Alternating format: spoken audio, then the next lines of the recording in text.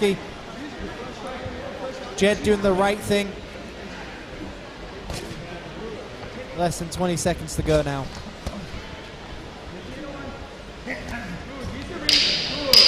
Ten seconds of this fight. How does Jed want to finish it? Jed is already winning. There's no reason for him to get crazy. And a very, very nice fight. Jed Morris just proving how to be effective with a jab and a right hand.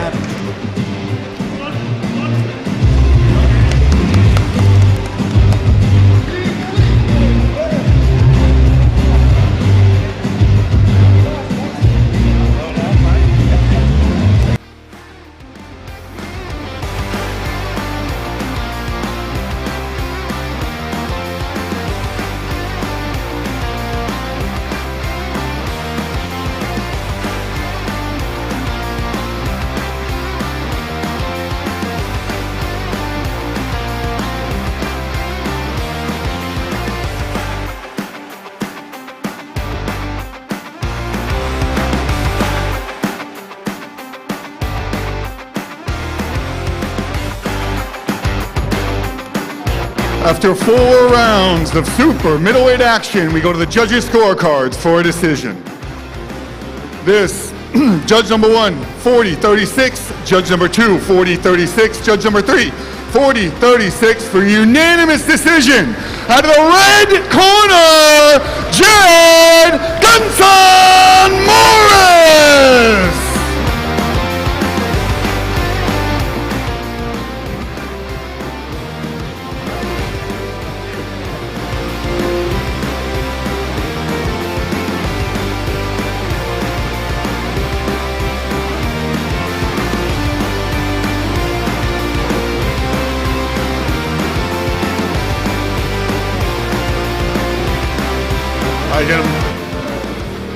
Now for bout number 2, please welcome, fighting out of the blue corner, Sachin Rohila.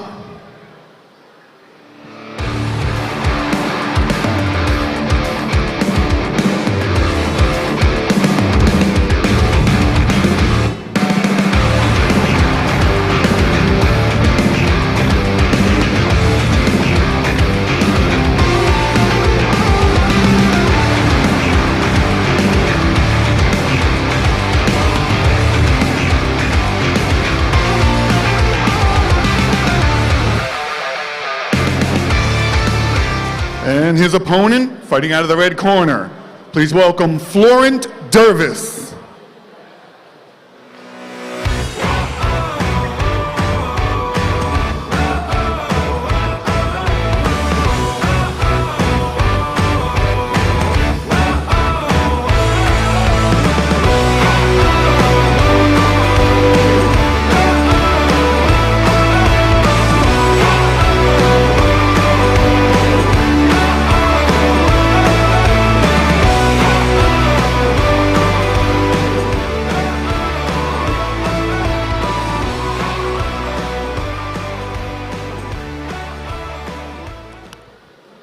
This is an 8-round affair in the super welterweight division.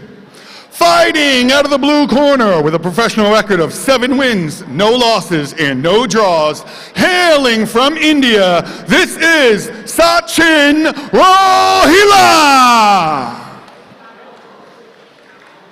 And his opponent, with a professional record of 6 wins, no losses, and no draws, hailing from France, this is Florent Dervis!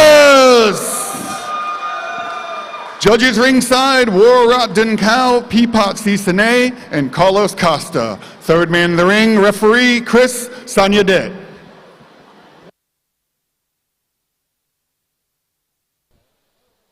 Okay, ladies and gentlemen, we are about to get into the second fight of the afternoon. 2 fighters fighting at the 70-kilogram weight limit. 8 rounds of boxing. France taking on India. Both fighters with unbeaten professional records. Who's those gonna go? We will be finding out. Round number 1 underway. And Sachin Rohila coming out with an orthodox stance. Florent Davis from France coming out with a southpaw. Very classic matchup of orthodox against southpaw. And Florent just starting off with a nice stiff jab. Both fighters trying to find their range early on. 8 rounds of boxing. No reason to go crazy in the first round. And Florent just touching his opponent with a jab. Sachin feinting with the right hand but doesn't throw it, doesn't let it go. And a nice right hand, there it is. He found his range and wanted to go for it. A nice stiff right hand to the body, landed by Sachin Rohila. And a nice double jab by Florent, backing his opponent up with a double jab, sent back with a left hand as well. Some head movement shown by Florent, but Sachin did catch him.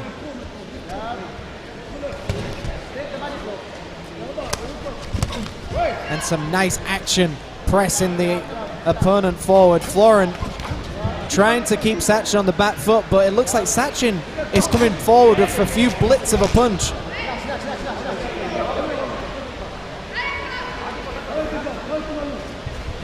Florent doing a very good job to get his opponent into the corner, but he's got to be careful because Sachin likes to blitz his opponents. He likes to charge forward and throw flurries. A nice double jab right hand to the body. And again, Sachin fires back with a very stiff hand, but dropping his hands now, getting a little bit confident, trying to draw Florent in. And some speedy hands by Sachin.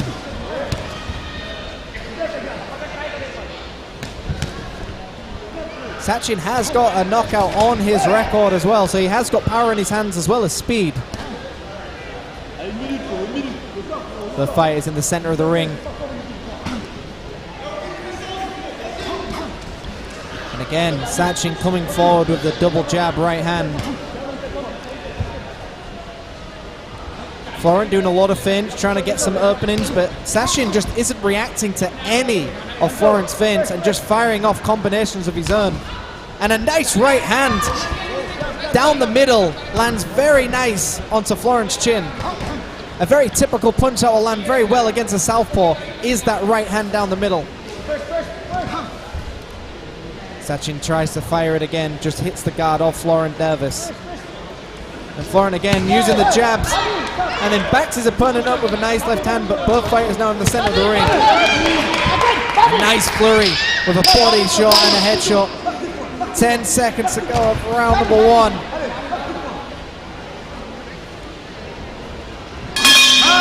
And a nice first round of France taking on India.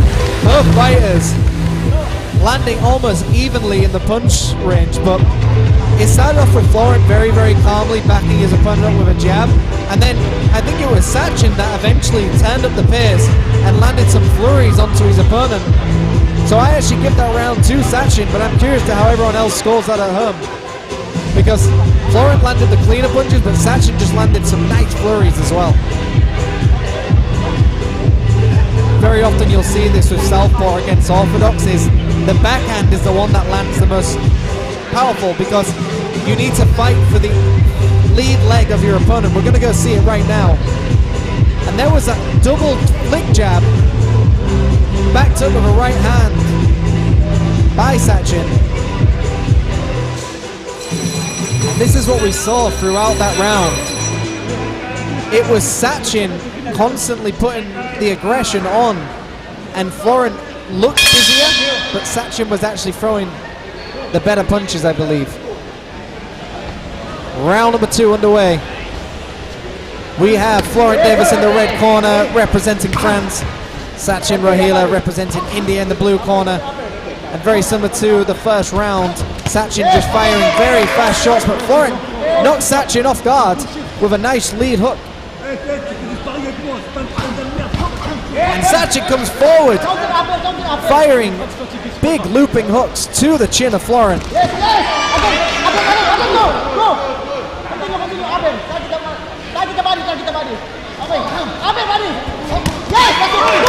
it looks like again Florent is just backing his opponent up, getting his opponent against the ropes, but again Sachin has proven he's not scared and will just throw flurries if he needs to. So Sachin reading the southpaw opponent very well, and a nice right hand into the body of Sachin. Both fighters firing in the center of the ring. And a nice jab knocks Sachin back, but again Sachin comes back with his own hands. It's a very high level boxing and an aggressive chess match going on for both fighters. And a right hand just missing the target, and Florent lands a left hand of his own.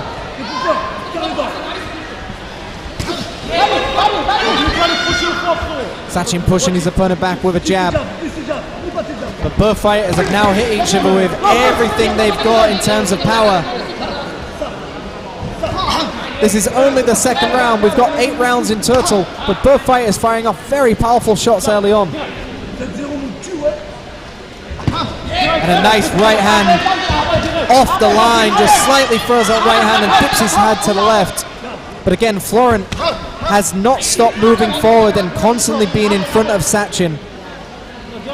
So although Florent has been an easy target to hit, he's not allowing Sachin to really think too much. It looks like Sachin is just fighting off instinct, but still doing a very good job of it. Some nice body work by Florent. Chasing Sachin now, but again, Florent marches forward, doubling the jab.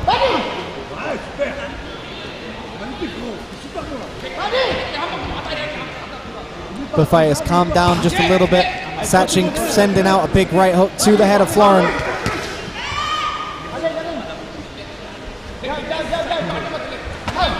A nice jumping gazelle hook landed by Sachin to the guard of Florent. 20 seconds to go of round number 2. It's been a very, very high energy round for both fighters. Florent just in the comfort space of Sachin, not allowing him to think, and a nice round by both fighters. Again, another very difficult round to score. I actually think Florent did a very good job of just landing some nice clean shots, some nice jabs, some nice big backhands as well, some clean shots. So I would actually give that round to the man from France, Mr. Florent Davis. So it looks like on my unofficial scorecard I've got Sachin up round 1, but in round number 2 I'll give it to Florent. But it's another classic southpaw against an orthodox. Both fighters trying to fight for the lead leg to try and send a powerful shot down the middle. Both fighters looking very exhausted in their corners. And so they should be. That was a very, very high energy round. And we will be seeing some fight replays very, very soon. Here we go. And here was that right hand flurry landed by Sachin. But then Florent landed a nice left hook to the head of Sachin, and then a right hand as well. We are now going into round number 3. Both fighters now into the corner, and Florent starting off the same way, just walking his opponent down with a nice high guard and a wide stance. The issue with a wide stance is it's hard to get your powerful shots off. And a nice left hand, right hand to the body of Sachin, and Sachin slightly off balance. And Florent doing a very nice job of actually going to the body. And then Sachin fires some of his own to the body of Florent. A very even round to start off, a very exciting round. Florent stalks his opponent and fires a nice right hand to the body, and Sachin fires another one of his own. A very exciting fight. Florent backing his opponent up, pushing him against the ropes and landing a hook of his own. A nice stiff jab by Sachin, and a nice right hand by Sachin as well to the forehead of Florent. Florent feints a jab upstairs and goes downstairs with a big left hand to the solar plex of Sachin. Ref just telling him to calm it down, keeping it clean, keeping the shots above the belt line. And there it is again, that feint double jab, and then a nice shot to the body landed by Florent. A very nice move indeed.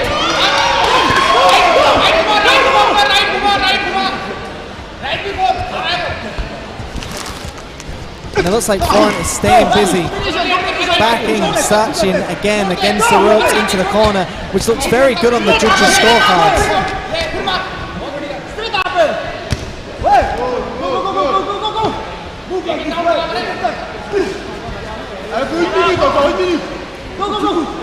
The fighters now just trying to find their range, but also trying to calm things down a little bit, try and find the quality shots. Sachin throwing a double right hand, and again Florin throws a flurry to the body, swinging left and right to try and hit the ribs of Sachin, trying to slow his opponent down for the later rounds. And it looks like Sachin's getting a little bit tired, and again Florin pushing his opponent back with body shots. A nice right hand landed over the top. And again another right hand landed over the top. And Sachin starting to come alive with combinations, but Sachin needs to do more of this if he wants to win this round, rather than just backing up constantly from Florin. 10 seconds to go.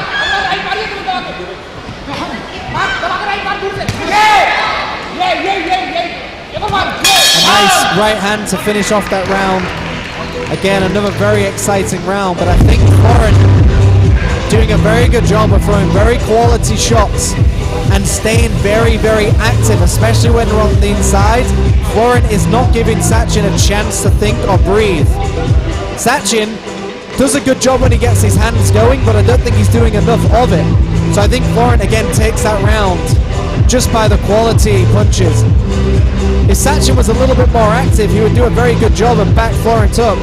But early on, it looks like he may have punched himself out, so he needs to really just get his energy and come back stronger in this fourth round.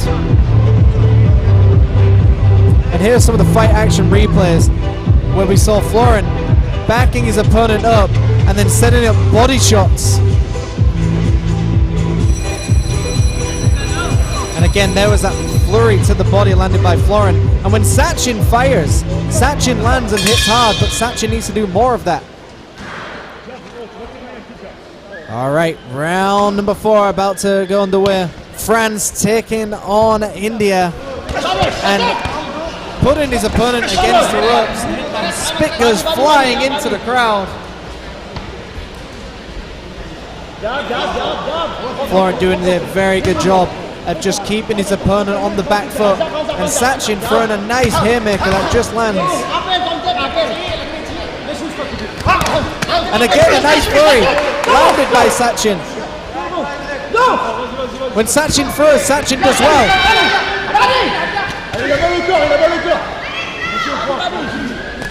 Sachin needs to mix things up again, throwing some uppercuts. Florin is always coming forward. Florin now walking towards his opponent, not intimidated by the power of Sachin, and is just walking his opponent down and just staying active. I would like to see Florin just take a breather a little bit and think about his attack. Rather than just walking forward and not doing anything with it, walk forward with a jab like that and then fire a right hand. Notice when Florin throws that left hand to the body, he leaves his guard completely open. Sachin needs to step back and throw a right uppercut if he wants to land clean on Florin. Nice right hook landed onto the chin of Sachin, but Sachin is still standing. And a double jab back at his opponent up into the ropes. Florin doing a very good job just to wear his opponent down. Florin just digging to that body, taking the energy away from Sachin. And Sachin is hurt by that body shot. You can tell his energy is going. Florin is just putting the pressure on. Florin needs to keep this pressure up now. 1 minute to go. Sachin is looking tired, but he's still dangerous. Florin should now start digging to the body. There's no reason to go to the head. Both fighters very tired, putting on this big show for the audience. Florin smiling and just pushing forward, missing with her left hand. And some nice head movement shown by Sachin, but Sachin needs to throw something if he wants to win this round. Sachin does very well when he throws combinations, but he's doing not so much of it now. Florin has been on his grill, and there's that flurry we were talking about. When Sachin gets going, he does well. But Florent has not stopped moving forward. He has not stopped throwing. Florent just digging onto his mouth shield, just walking forward, not giving Sachin an ounce of room to think. Again, another exciting round by these two fighters. Now we are coming up to round number 5. Sachin actually standing in his corner right now, not allowing that lactic acid to build up. He wants to stay energetic. And that was a fantastic round for both fighters. Sachin needs to start throwing more flurries. Sachin needs to get busy. When Sachin is throwing, Sachin is doing well. But Florent, slightly off balance there with that combination. There it is. Sachin, when he starts throwing a combination, does very well. And he hurts his opponent. But Florent hasn't stopped moving forward. Florent has just thrown combination after combination.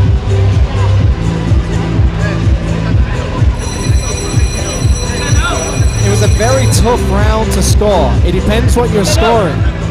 I think Sachin actually landed the more powerful shots, but Florent just landed the more quantity of shots. Again, let's see what we can see in round number 5. We have a 70 kg fight, 8 rounds. France taking on India. Florent Dervish representing France and Sachin Rohila representing India. Both fighters are undefeated. But it looks like today we might see one of those perfect records get a loss on there. How are you scoring the fight at home? Again, Florent backing his opponent against the ropes. Keeping Sachin constantly dancing on the back foot. And there's that flurry landed by Sachin. A nice uppercut through the middle. Lands on Florent's chin. And Florent using that nice lengthy stance to back his opponent up and for a nice body combination. A double jab landed with a body shot as well.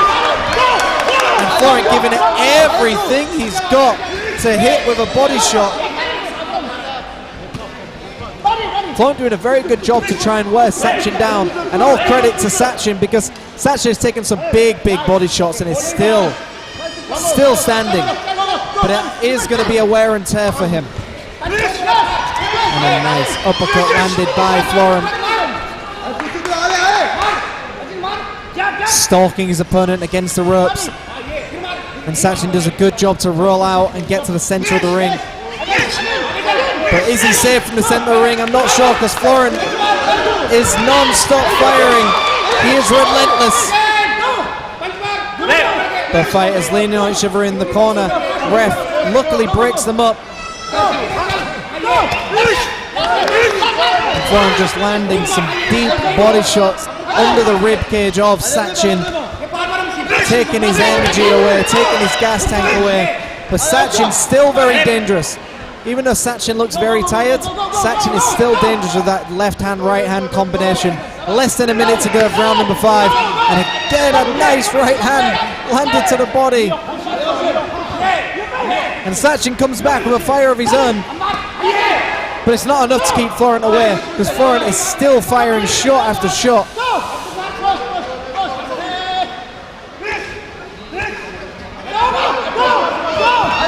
The fighter's looking very tired. 30 seconds to go of this round.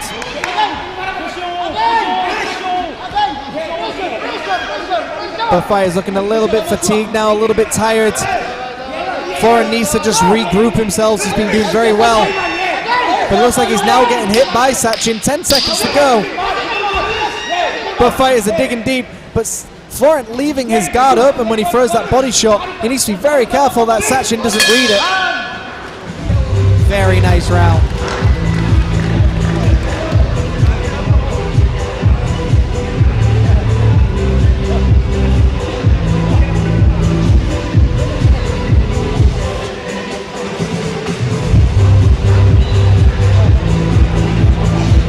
Both fighters just putting the pressure on one another. We are going into round number 6 very soon. And here are the fight replays. And there was that nice right hand landed by Sachin, but Florent always threw back. Whenever Sachin threw, there was not more than 5 seconds where Florent wasn't throwing back. Florent is just staying active, not allowing anything for Sachin. Sachin is usually a very slick boxer. He likes to dance around his opponent and he likes to throw combinations and flurries. When you go against a fighter like Florent, who just is always in front of you, it's very hard to think and it's very hard to get your combinations off. So Florent is boxing exactly the right way against a fighter such as Sachin. But we're going to see very soon, round number 6 underway. Both fighters starting off the same way, just backing each other up with a nice double jab. Again, we see Florent just constantly on the front foot, constantly pushing forward. You've got to smother a slick boxer like Sachin, Rohila. But Sachin is still in this. Sachin is still staying active, still staying busy.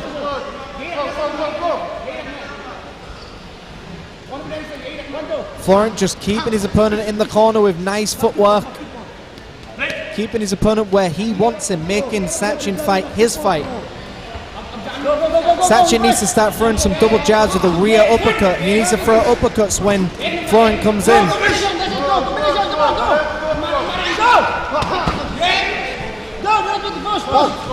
The fighters inside the clinch. And Florent firing off a combination with the body shots.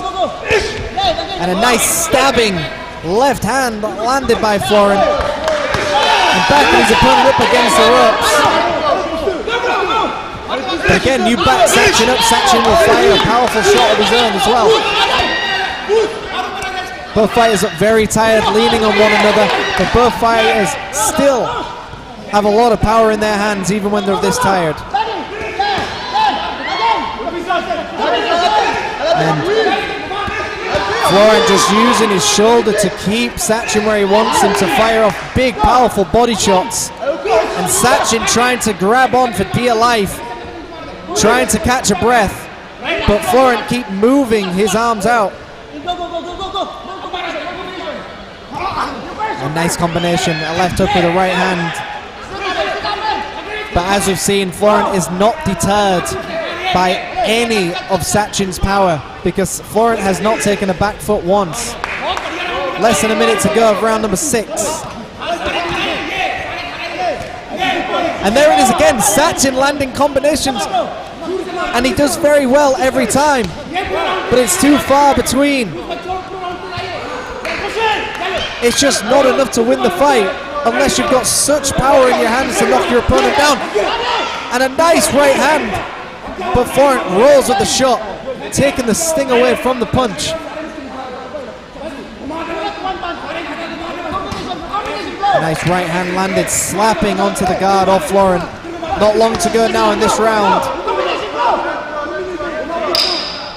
10 seconds. A swing and a miss by Sachin, and Florent lands a clean shot on the chin of Sachin, but Sachin is still standing. Another exciting round where both fighters are just getting a little more tired after each round, but still very dangerous with the power in their hands. Florent, I think, needs to start breathing a little bit deeper, holding center of the ring with a jab, and then pushing Sachin back to the ropes again. And if Sachin wants to win, Sachin needs to get his back against the ropes, throw a combination, and then go to the next side of the ring. He needs to use all 4 sides of the ring. Let's see here. And that was that rear uppercut with a nice left hand by Florent. Florent doing a very good job to actually go for the head and the body. Keeping Florent guessing is the main thing here, but Sachin is never sure whether Florent's going to go to the head or the body, so he's not sure where to hold his guard.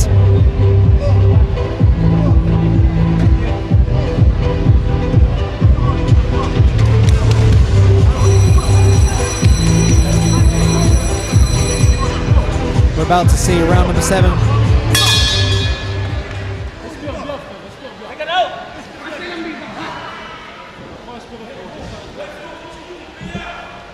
Okay, round number 7 for this fight. France taking on India in the 70 kilogram weight class. 8 rounds of boxing. We are already in round number 7.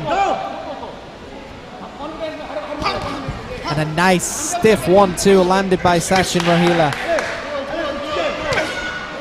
Both fighters landing powerful shots onto each other. And a swing and a miss by Florent.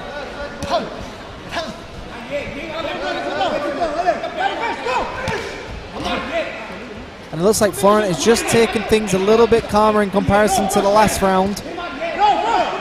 And as soon as Florent takes any time off, that's when Sachin will be very, very dangerous. So Florent, even if he's tired, just needs to keep feinting his opponent. Make his opponent think he's going to throw it even when he's tired. You can win a fight on flinches alone. And a nice right hand through the guard of Florent. Sachin throwing some very powerful shots, dipping underneath Florent's hooks. Both fighters against the ropes. And both fighters just look a little bit tired, trying to catch their breath at any moment they can. We're already halfway through round number 7. And a nice uppercut landed by Sachin, but not much behind it. He needs to drive up with that uppercut with his knees as well. But when you're tired, it's very hard to do.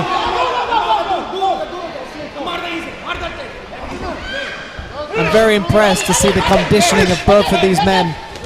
And a nice right hand landed by Sachin, but Sachin does not follow it up. Sachin landed a nice combination but didn't follow up and allow Florent to go back to being the bully. To beat a bully, you have to be a bully.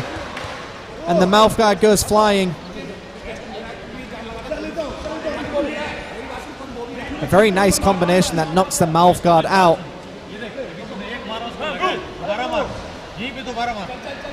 The ref bringing him back in again. And a nice left hand with a right hand down the middle. Sachin needs to come alive here. He's only got 2 rounds to try and win this fight. And he's definitely got the power, but Florent is an absolute brute, an absolute warrior. He's been hit incredibly hard, but still coming forward. Sachin needs to start bullying, needs to using his weight against him. Putting combinations together. If Sachin wants to win, he needs to start doubling, tripling the jab, going to the body. But I think Florent has just done a very good job of staying active, smothering his opponent, not allowing him a chance to breathe, and every chance he did, he threw to the body, taking his breath away, as we like to say.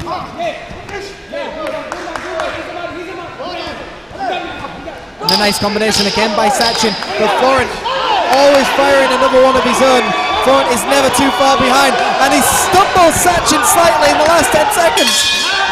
What a way to end the round. We are coming up into the final round of this fight. It's been an incredibly exciting fight. How are you scoring this fight at home? At the moment, it looks like Florent is winning just by staying active, constantly on the front foot, which does very well in the eyes of the judges. But Sachin has had his moments where he's landed some powerful combinations, but not enough.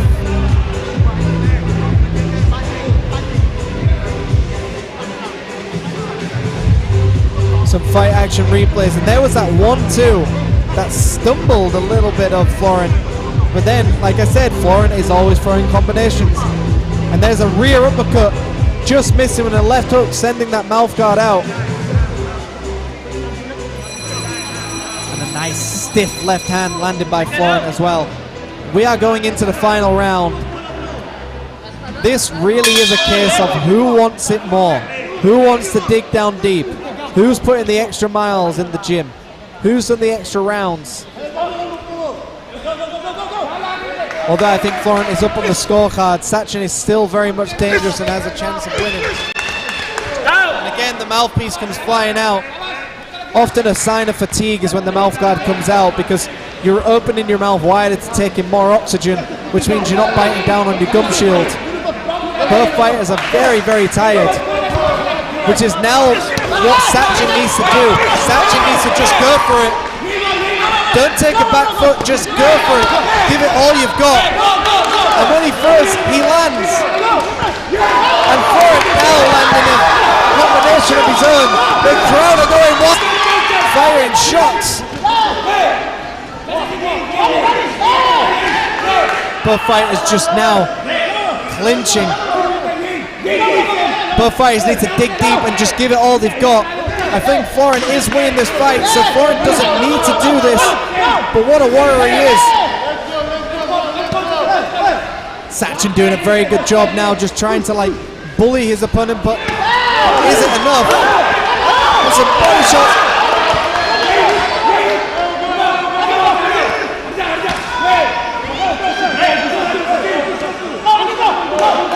Florin needs to be very careful throwing combinations to not put his hands down. Because Sachin has a nice right hand, but when you're tired, there's less power. Less halfway through this round.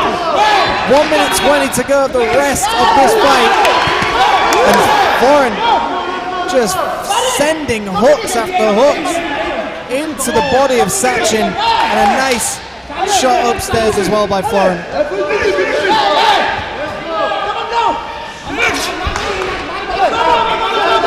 Both fighters up very tired, but Florin has just done an excellent job to keep bullying Sachin, pushing him against the ropes the entire fight. Less than a minute to go. Can Sachin pull anything out of the bag? And there it is, a nice double leg hook landing, but Sachin doesn't follow it up. I think Florin has proven how durable he is and how he's not going to go down to anything. It'd be a miracle if Sachin can win this fight now. But Florin just giving it all he's got. Full credit to both fighters because none of them have given up this entire fight. And there's that combination by Sachin. But Florin still standing.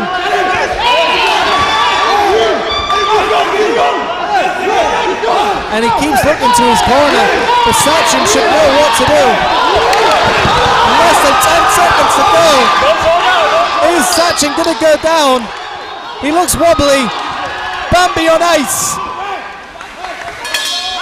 What a fight.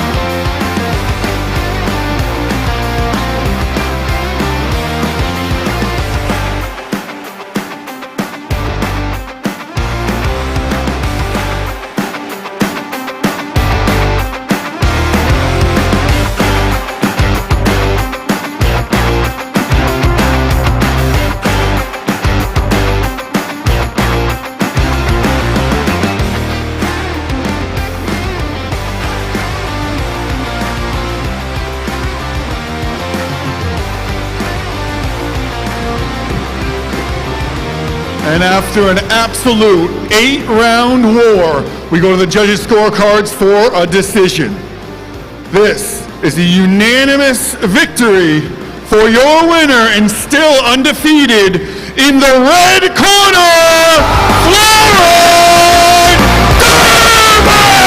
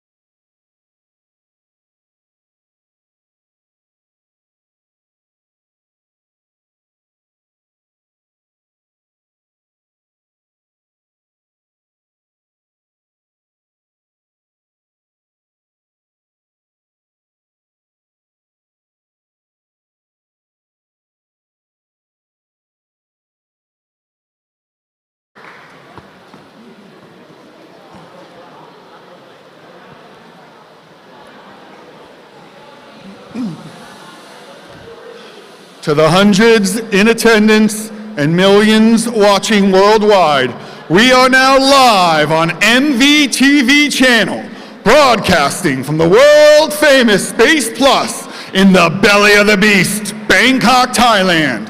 I am Teddy Mulvey, and this is Way of the Champions, Roar of Tigers! Please welcome a first fighter fighting out of the blue corner, Rongrut Lek Sin Manasak.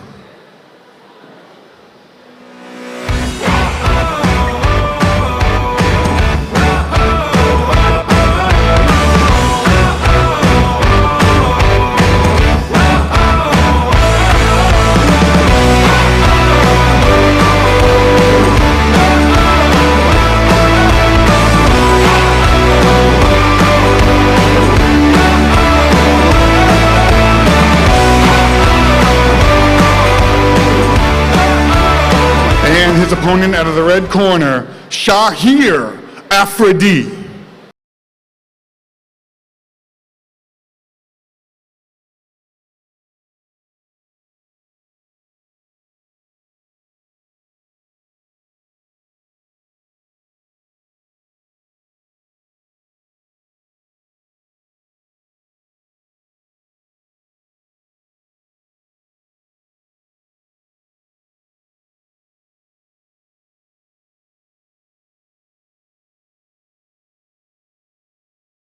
A 6-round super middleweight affair. Fighting out of the blue corner with a professional record of 5 wins, no losses, and 1 draw. Hailing from Thailand, this is Rongrut Lek Sin Manasak. And his opponent, fighting out of the red corner with a professional record of 7 wins, no losses, and 1 draw. Hailing from Pakistan, he is the Pakistani Mahor Shahir Afridi. Judges ringside, Worat Dunkau, Chris Sanyadet, Carlos Costa. Referee in charge, Pipat Sisane.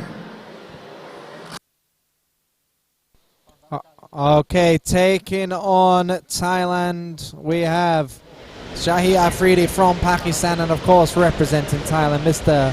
Rongrut Lek Sin Manasak. Round number 1 underway. And Shahir Afridi always starts off in a very similar fashion, very aggressive, very wide. And he has fought in Thailand a few times, but always throws these very wide swinging shots. Shahir Afridi representing Pakistan in the orange and black shorts, and of course from Thailand, Mr. Rongrut Lek Sin Manasak with the gold and red shorts in the blue corner. Shahir Afridi starting off very strong as he usually does. Rongrut doing a very good job of working the body early on of Shahir. Shahir is often very wide, so Rongrut has to do a very good job of attacking the body early and then getting out of range as quickly as he can, or grabbing his opponent like he did there. A nice jab to the body landed by Rongrut. Shahir Afridi needs to be a little bit more calm, keep those hands higher.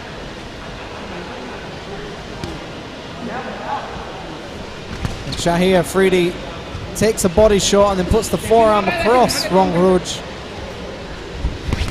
And a big right uppercut, just missing the mark. And Rongrut sends out that jab to the body again. But Rongrut needs to be very careful, because every time he throws that jab, he's opening his guard as well. And if Shahir is fast enough, he'll be able to catch him as he throws a jab. And there it is, as we were talking about. Shahir landed a nice check hook onto the chin of Rongrut.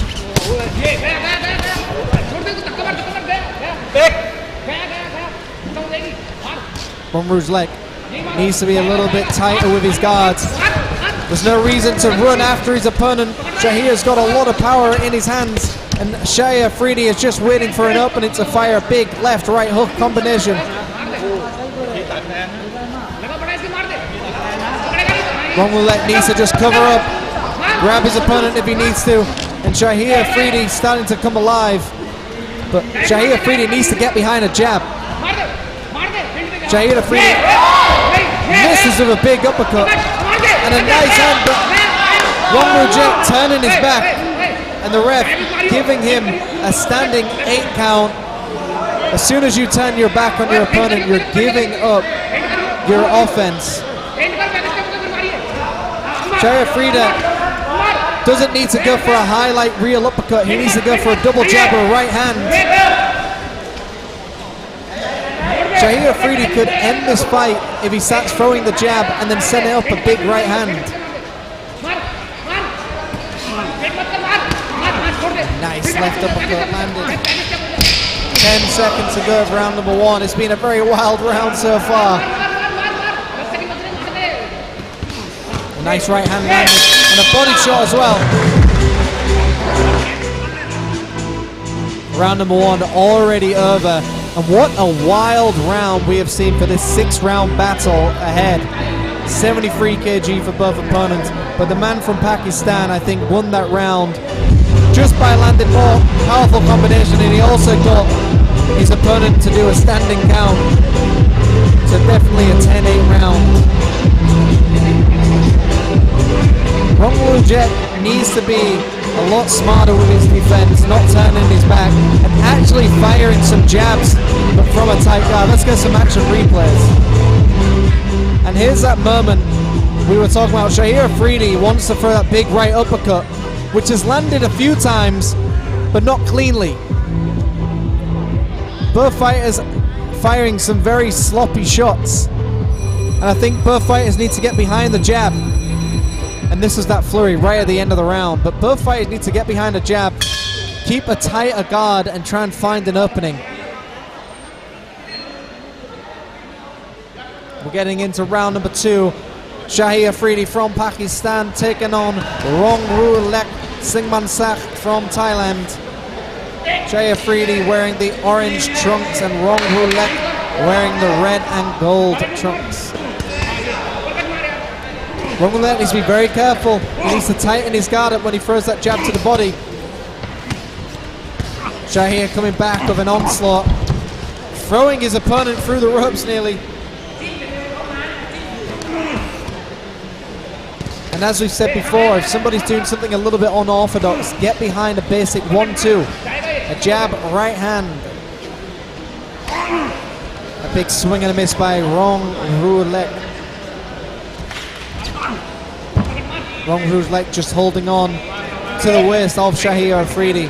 Shahir Afridi needs to just be very calm, stay with a jab and try and find an opening. And he pulls his opponent down, but Rong Rulek doesn't really put up much of a fight there either. The ref's going to be looking at this very carefully, because if Rong Rulek isn't defending himself, the ref will stop it.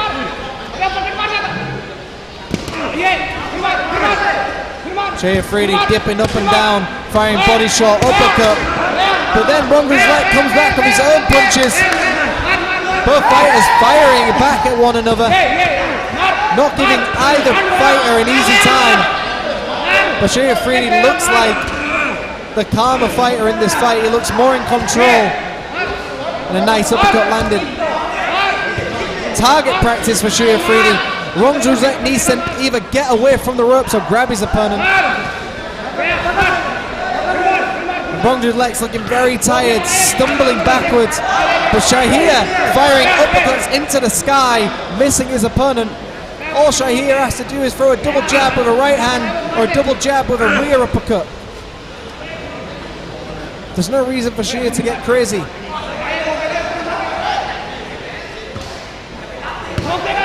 Both fighters look very tired already. And Rong Rulek starting to fire his own shots. A nice right hand followed up by a left hook to the head. And a rear uppercut landed by Shahir Afridi. Both fighters in the center of the ring, turtling up. And Rong Rulek giving it everything he's got with a nice right hand and a body combination. Rong Rulek needs to come alive and start this. Keep this up. He is hurting his opponent, Shahir Afridi. Very nicely done.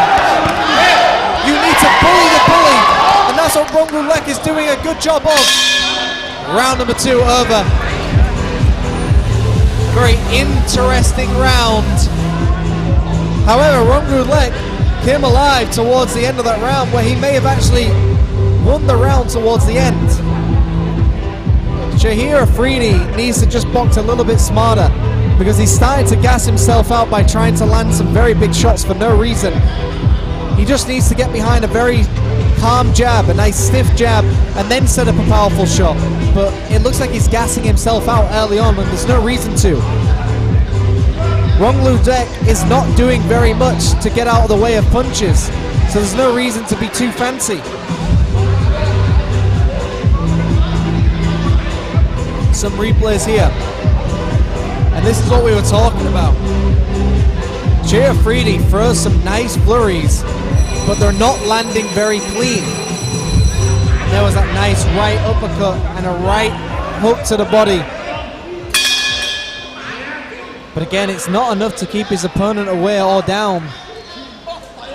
Round number 3 coming up. We have Shahir Afridi from Pakistan in the orange shorts taking on Rongruj Siramongsak in the gold and red shorts representing Thailand. Shahir Afridi again just walking towards his opponent but not setting anything up.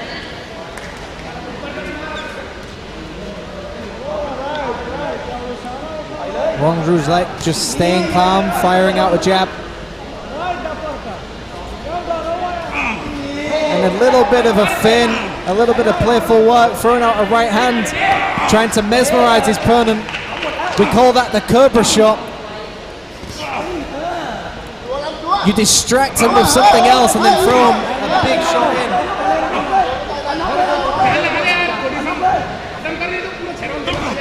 Shahir Afridi doing a good job of a jab to the body, but Shahir Afridi lands a nice left hook upstairs, knocking Rouge's leg back.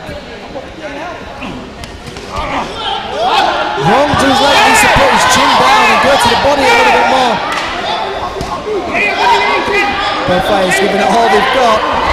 Some nice inside boxing by both fighters. Both fighters digging down deep.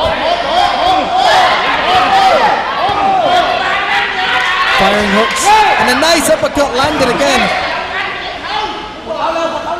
And Shahir Afridi just cannot get Rongru's leg to give up. Pushing him into the corner, and Rongru's leg is now throwing hooks of his own to the body of Shahir Afridi. Both fighters look absolutely exhausted. And this is when you start to realize, have you done enough in the gym? Have you put the extra miles in when running? Have you done the extra rounds of sparring? Because this is when it counts. A nice right hand, just missing the chin of Rung Roulette, and Rung Roulette turtles up against the ropes, and Shahir Afridi is now starting to tee off, but Rung Roulette again comes back with body shots of his own.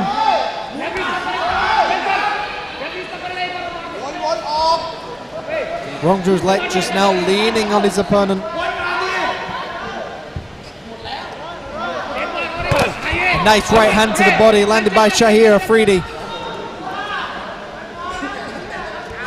Shahir Afridi smiling, and a nice right hand sneaks in between the guard, and he's letting his opponent hit him. Shahir Afridi proving he's got an iron chin, letting Rung Roulette just hit at him. 10 seconds to go of this round. Again, right hand after right hand. Both fighters giving it all they've got in that ring. It's hard to say how the judges are scoring this because both fighters look tired, but both fighters are swinging big punches at one another. But I think Shahir Afridi landed some cleaner shots towards the end of that round, which might actually give the edge on that round. We will be going into round 4 very, very soon.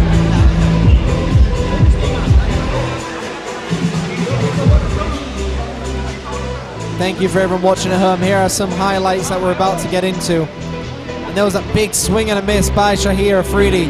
But this is when Rung Roulette came alive and threw a flurry. And both fighters every time they've thrown a flurry at one another, it came back. It's like a ping pong match. Both fighters firing after. There was the iron chin moment. A little bit of rotang. Round number 4 underway. And a strong start by Shahir Afridi, landing a big combination to knock Ronghu's leg back into the corner. And a nice jab to the body by Ronghu's leg. Shahir Afridi holding on to the head of the Thai. The fight is swinging heavily. And Ronghu's leg has got the legendary Siramon Call in his corner cheering him on. Shahir Afridi is now firing back. Found his second wind and trying to end this round. The ref's going to look at this very, very carefully. Ronghu needs to take a knee, but the ref has seen enough.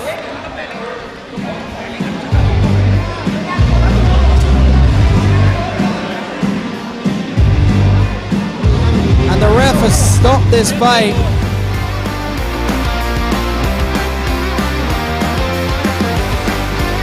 What a fight.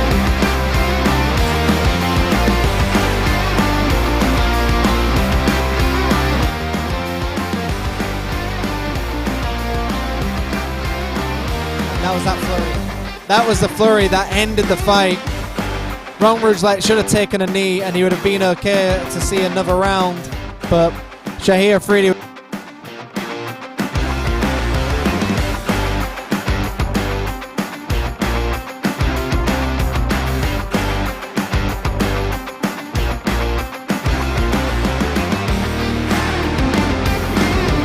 And in round number 4, 46 seconds, your winner by TKO, Shahir Afridi!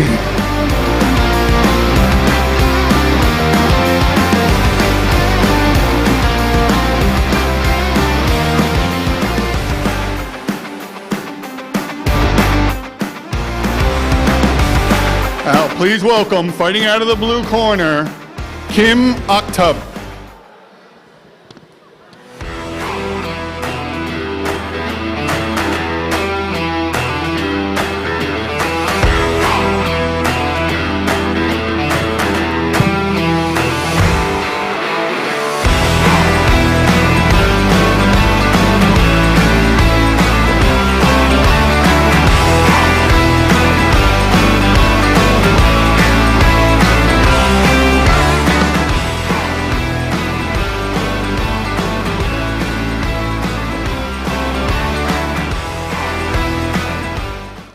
Please welcome her opponent, Yang Xiaoru.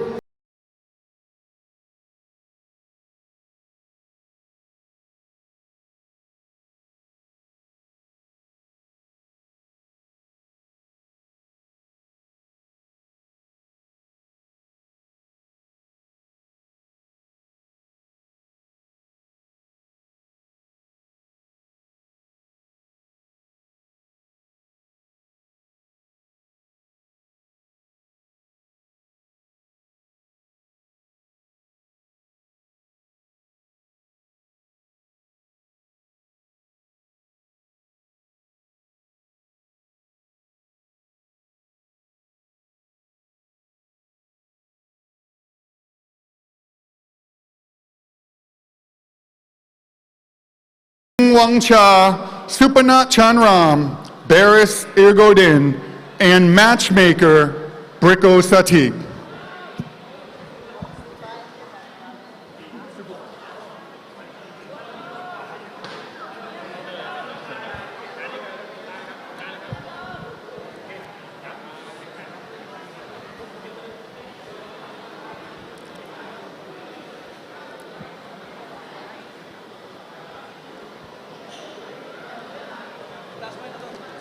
Now please stand for the national anthems of Hong Kong and the Philippines.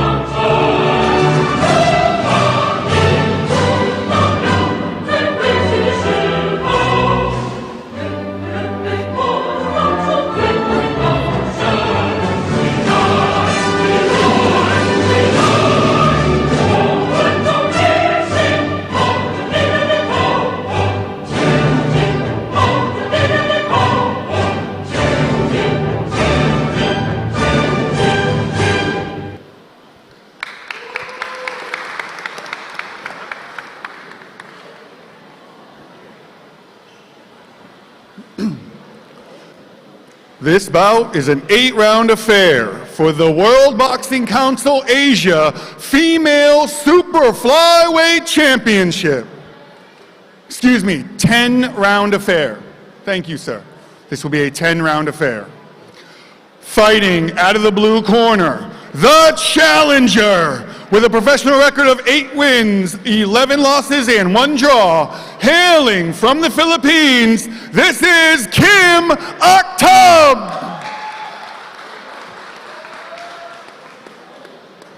And fighting out of the red corner, with a professional record of 4 wins, no losses, and no draws, hailing from Hong Kong, she is the reigning, defending World Boxing Council Asia Female Super Flyweight Champion. This is Yang Xiaoru.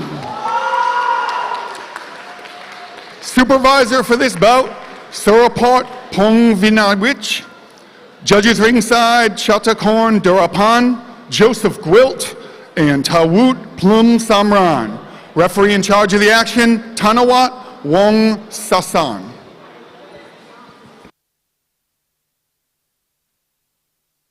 Okay, ladies and gentlemen, we are about to get into this WBC Asia Super Flyweight Female fight between Xia Ruyang from Hong Kong taking on Kim Aktub from Philippines.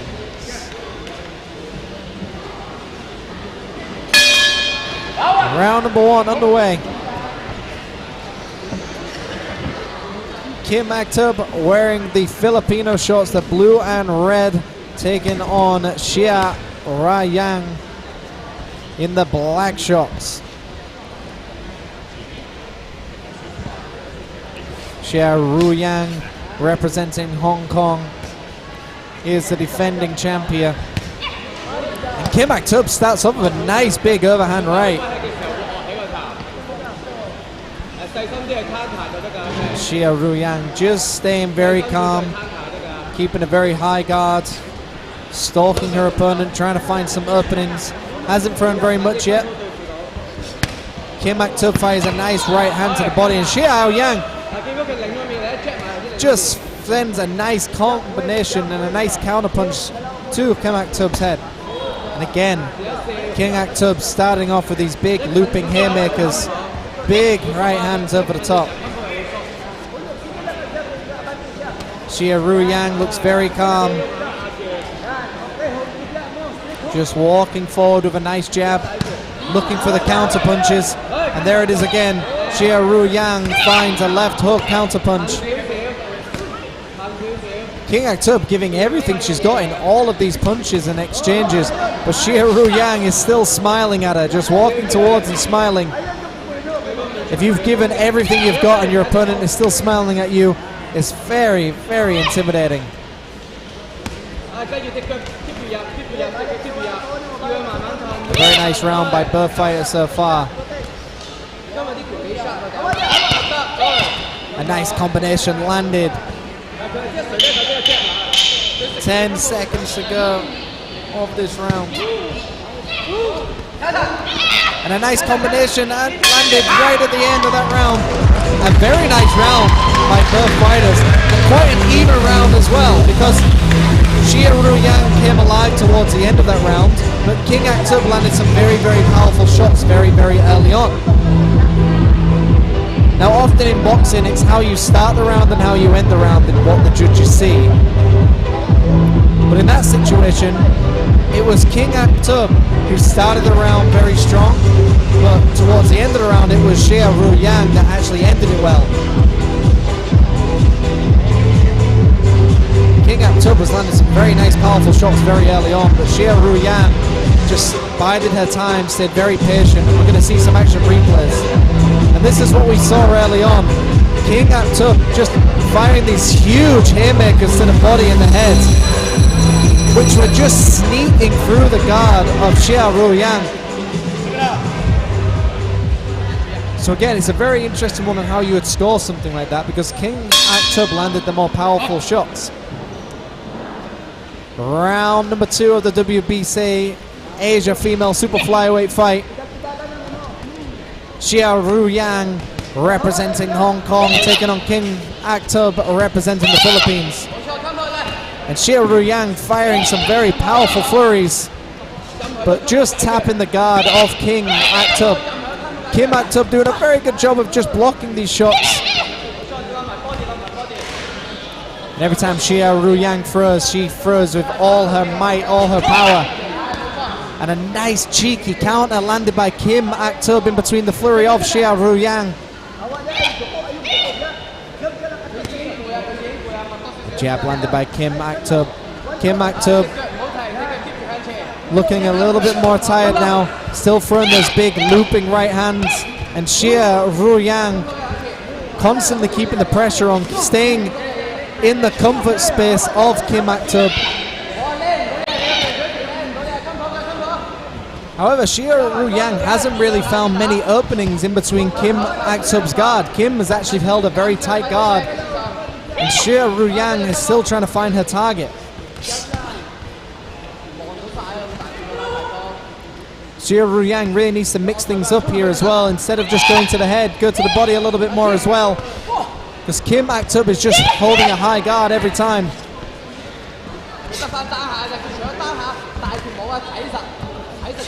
A nice jab thrown out by Kim Aktub from the Philippines, and a nice body shot as well landed by Kim Aktub. Xia Ruyang coming alive in spurts in this fight. Lots of small explosive moments. 10 seconds to go of round number 2. And a nice flurry again to end the round. Very similar to round number 1, where Kim Aktub starts off with a nice powerful haymakers, but then eventually Xia Ruyang is the one coming alive towards the end of the fight. It's been a very good fight so far. We've got Kim Aktub firing haymakers, but Xia Ruyang throwing lots and lots of combinations and bursting with shots. This is for the WBC Asia Female Super Lightweight. We're going to see some action replays here. And here was some nice bodywork by Kim Aktub. And here was that time when finally Xia Ruyang went to the body in between one of her flurries, and it landed very well because it backed Kim Aktub back. And again, here was another flurry where Kim Aktub had her hands down just a little bit too low.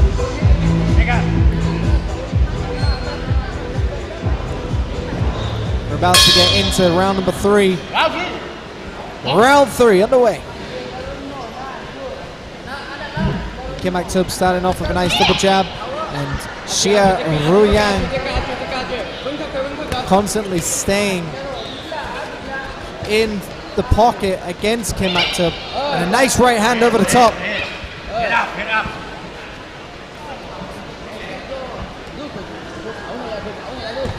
Xia Ruyang representing Hong Kong, Kim Aktub representing the Philippines. Xia Ruyang again just throwing flurries, staying very, very busy inside. Xia Ruyang just doing a very good job to smother Kim Aktub and not allowing her to get many combinations off. Kim Aktub has only got some very small moments to actually throw a big, powerful shot of her own. She needs to take more chances here. Xia Ruyang doing a very good job of staying active, staying busy.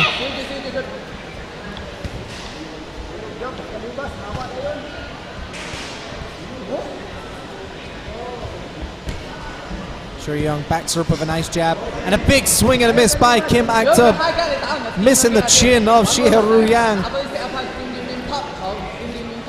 Xia Ruyang has now got her opponent against the ropes, looking for an opening to fire another flurry. A nice stiff jab again by Xia Ruyang. There it is, a nice right hand to the body.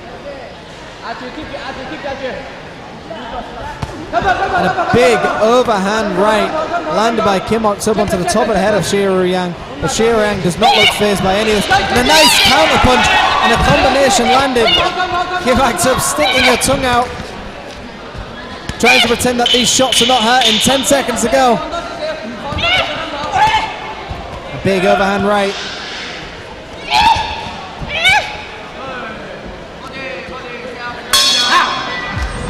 A very, very nice round by both fighters, but Xia Ruyang stayed very busy, as we saw on the action replay. We are coming up to round number 4 very, very soon. But very nicely done by the champion, Xia Ruyang. Proving why she is a champion, because she was just staying active, staying busy, not giving a chance for Kim Aktub to throw those big overhand rights that she likes to throw in her other fights. Going for those big Hail Mary knockout punches. Let's see some action replays here. Both fighters firing very well, but Xia Ruyang was the more accurate and more active fighter in that round. And even when Kim Aktub had moments of combinations, they were just hitting the guard of Xia Ruyang. So Xia Ruyang has done a very good job to stay very safe in this fight against a very dangerous fighter. Kim Aktub is very dangerous when she throws punches. The fight is touched up. Round number 4 underway. Xia Ruyang in the red corner in the black shorts representing Hong Kong. Kim Aktub from the Philippines representing the Philippine shorts as well. A swing and a miss by Kim Aktub, but Xia Ruyang very quickly to read that well and get stuck back in there.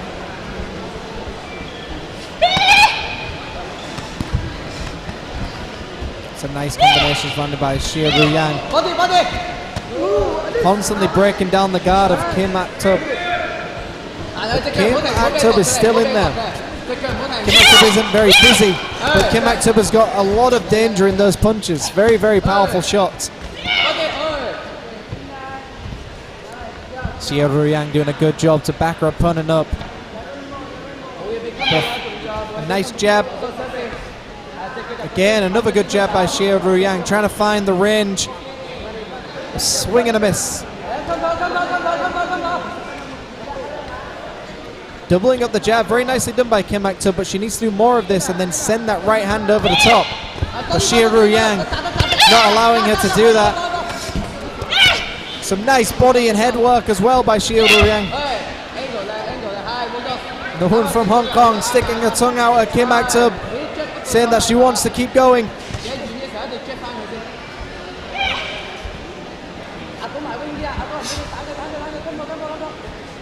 Xia Ruyang just letting Kim Aktub hit her guard, smiling constantly at her opponent, loving every minute in there. A nice right hand as well, but Kim Aktub fires one of her own. Both fighters have had moments in this round. But Kim Aktub throws a big right hand to the body, but Xia was a nice combination. And then towards the end, eats a body shot right on the bell.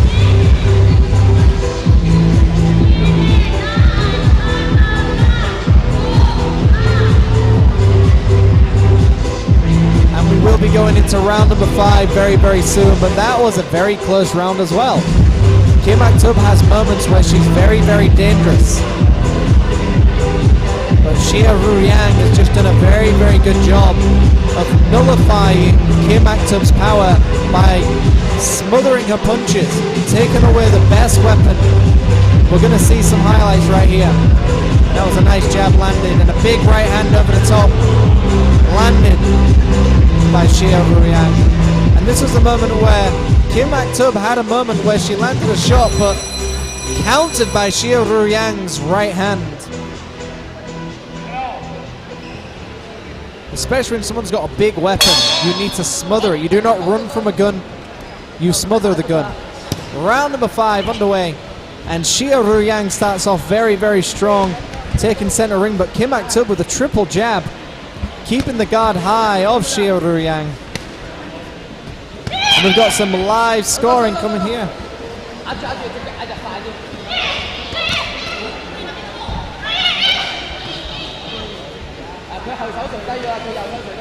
And this fight's a lot closer than people probably think. Kim Aktub has just landed some very powerful shots, which looks very good on judges' scorecard, but Xia Ruyang has been non-stop with her onslaught. However, she hasn't landed many clean punches, which is what the judges are probably seeing. So although Xia Ruyang is very active and busy, she needs to find openings like this right here. She needs to keep going. She needs to hit upstairs, go downstairs. Instead of headhunting Kim Aktub, she needs to go down to the body as well.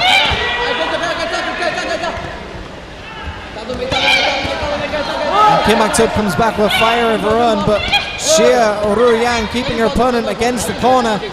Both fighters in the corner fighting inside the pocket. And a nice right uppercut to the solar plex of Kim Aktub. And Kim Aktub digs back, but takes a big counter punch of her own. 30 seconds to go.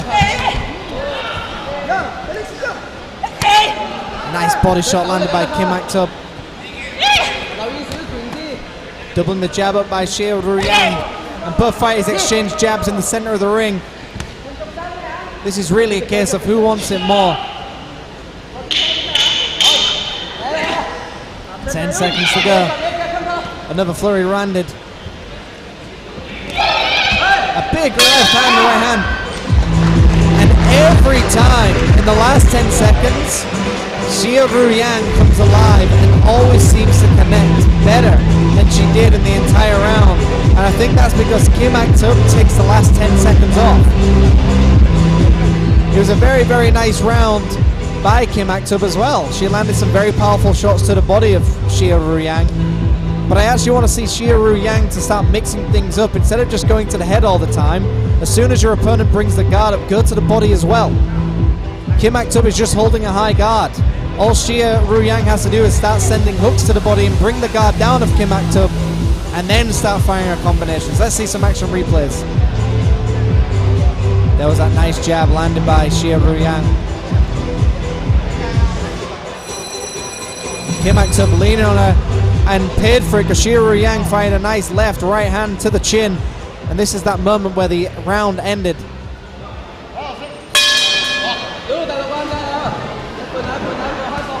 Round number 6 on the way. Kim Aktub starting nice with a nice jab, just constantly firing that jab out. But Xia Ruyang closing the distance, keeping the pressure. And a nice right hand onto the chin of Kim Aktub. And Xia Ruyang has finally found that opening. Kim Aktub attempted to shoulder roll, but unsuccessful. But Kim Aktub fires another combination of her own. Both fighters just smiling at one another. Although they're hitting each other, they're still having a good time in there, which is the main thing. A very exciting fight so far for this WBC Asia Female Super Flyweight. Nice combination again. The speed of Xia Ruyang. Throwing a 5-punch combination in 2 seconds. A nice left hook by Kim Aktub. And a big swing and a miss.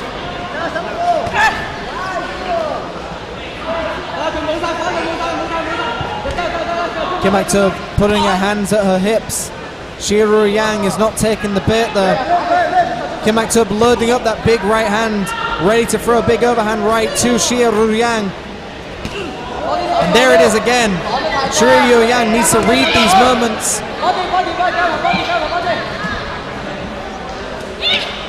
And a nice combination by both fighters. Neither fighter is dominating one another.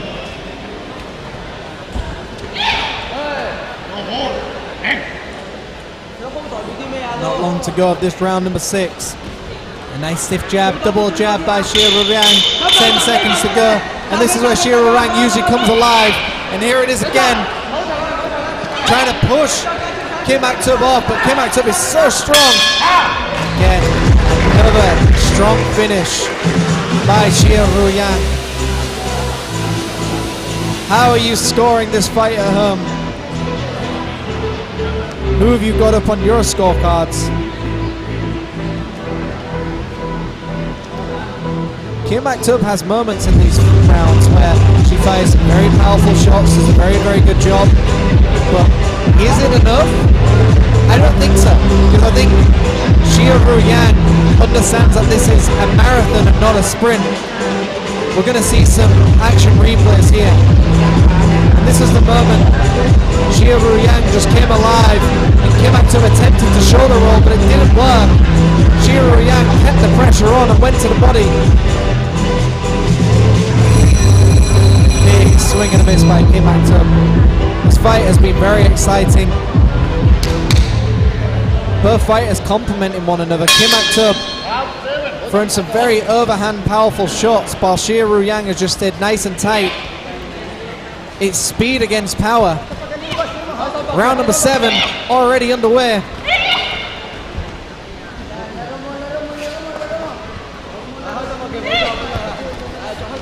Xia Ruyang in the black shorts representing Hong Kong, taking on Kim Aktub from the Philippines with the nice Filipino shorts, the red, blue and white. A nice jab landed onto the chin. Both fighters trading jabs of one another, trying to find the range again. But Xia Ruyang coming alive with a nice combination with a jab and a right hand over the top, hitting the chin of Kim Aktub. But again, it's not enough to take Kim Aktub out. Kim Aktub is still in this fight. Xia Ruyang staying very, very busy. Every time Kim Aktub loads up that right hand, Xia Ruyang steps in and smothers the shot. I'd like to see Xia Ruyang use a few more pivots, maybe stepping to the right, avoiding that big overhand right. Again, ducking underneath of the overhand right by Kim Aktub.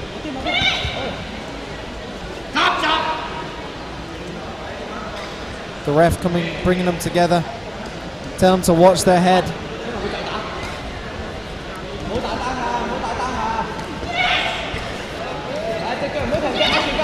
Xia Ruyang hitting her opponent with a nice left hook, and just Kim Aktub swaying back. Again, a nice, beautiful combination with a left hook and a right hand downstairs. 10 seconds to go. Xia Ruyang, is she going to come alive again? And it looks like she is. Firing nice combinations. A very nice way to end the round again. I think Xia Ruyang is starting to get her second wind. Doing a very, very good job of constantly pushing her opponent back and not allowing her any chance to think about what she's doing.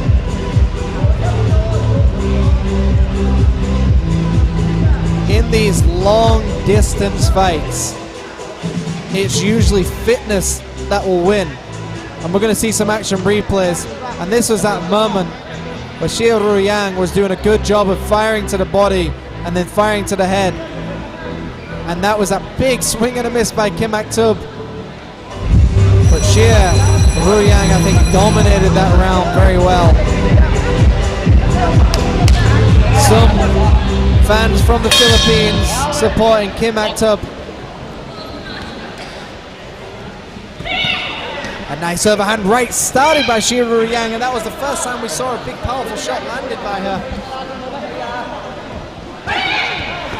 The fighters now trading some lever, trying to put in some more power into their shots.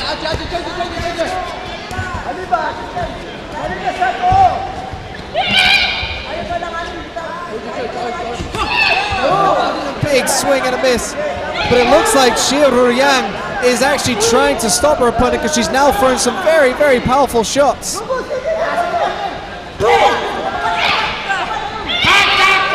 And a nice right hand. And the ref saying not to use your shoulder in this fight, and that is true, you cannot use your shoulder. And a big overhand right landed by Kim Aktub, but Xia Ruyang eats it and walks towards her and fires a combination of her own.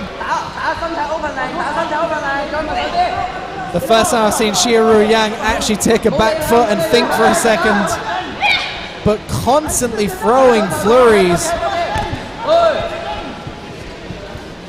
Xia Ruyang has just swarmed Kim Aktub this entire fight, and every time Kim Aktub gets something going, Xia Ruyang is in front of her. Is Kim Aktub out of ideas?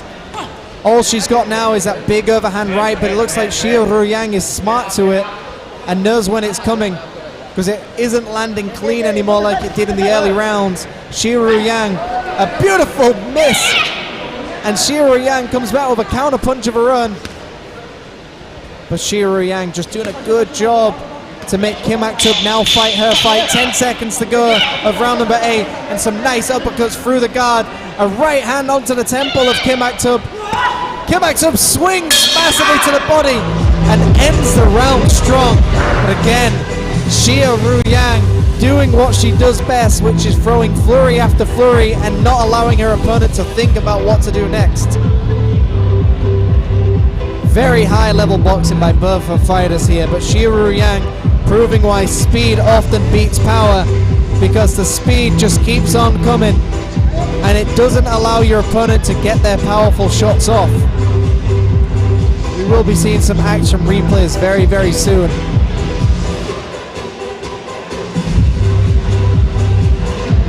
I hope you're enjoying this WBC Asia Female Super Flyweight fight. Here was that big right hand land by Kim Aktub.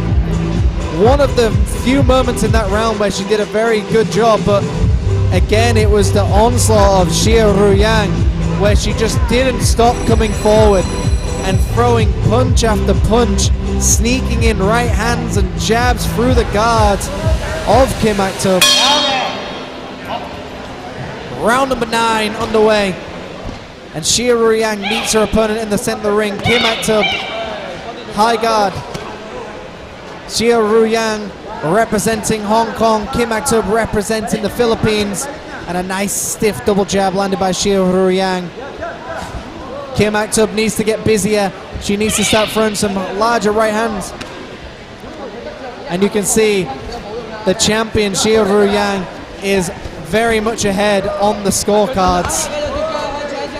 Don't get me wrong, Kim Aktub has done a very, very good job of landing some powerful shots, but it hasn't been enough, because Xia Ruyang has just been non-stop, like a bee swarming a hive.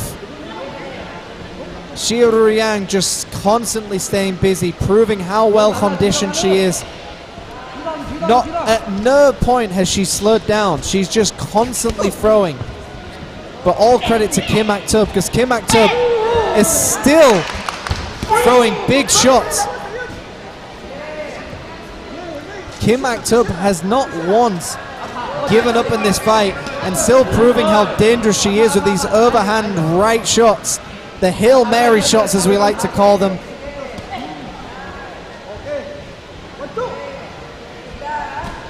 And you can see down below on the screen, Xia Ruyang is up massively. But Kim Aktub, I love the confidence, because even though she's down on the scorecard, she's still trying to bait Xia Ruyang in, and that's a very intelligent move by Kim Aktub. Kim Aktub knows she's down. She's trying to bait her in to throw a big right hand, trying to find any opening she can, but Xia Ruyang reads it perfectly and steps back. 10 seconds to go of round number 9. Both fighters link up. A very, very nice round. And I think Kim Aktub is aware she's down on the scorecards. Kim Aktub doing a very good job of trying to bait her opponent in, almost like a fly trap, trying to find a way to get Xia Ruyang to make a mistake so she can throw a big overhand right.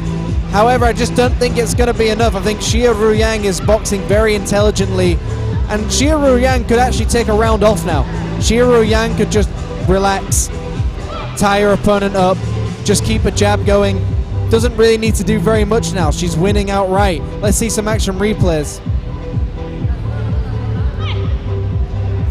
And there we see Kim Aktub throwing a nice left hook to the body, but Xia Ruyang counter punches in between. So every time Kim Aktub shows a big hook, Xia Ruyang throws a counter punch of her own. So Kim Aktub is down on the scorecard. She needs to win by a knockout. It's the only chance she's got. Do you think she can do it? Let's see. Round number 10 underway. WBC Asia Female Super Flyweight starting strong. The Philippines taking on Hong Kong. Both fighters giving it all they got and exactly what they need to do to put on a show for the audience. Very nicely done by Xie Ruyang to show no fear, even against Kim Ak-tub, who's throwing some absolute bombs of a shot, haymakers. But Xie Ruyang just smiling at her opponent, finding combinations in between the hooks. Doubling the jab. Kim Ak-tub with a hands down low, trying to bait her opponent in, as we've already said. But is Xie Ruyang wise to these moves? I think so, because Xie Ruyang has not been hit clean yet. Xie Ruyang just plodding forward, walking towards her opponent. Both fighters looking just a little bit more tired now. And so they should be. It's been 10 rounds of pure action. But Xie Ruyang somehow for 10 rounds has just been thrown the entire time. The fitness level of Xie Ruyang is unbelievable. An absolute warrior for both of these fighters, but Xie Ruyang just demonstrating how speed will eventually take over power. 20 seconds to go. Can Kim Ak-tub pull anything out of the bag? She needs an absolute miracle and a big overhand right, and it's the right thing to try and do, but it's not enough. But Xie Ruyang comes back with an onslaught and is still pushing forward.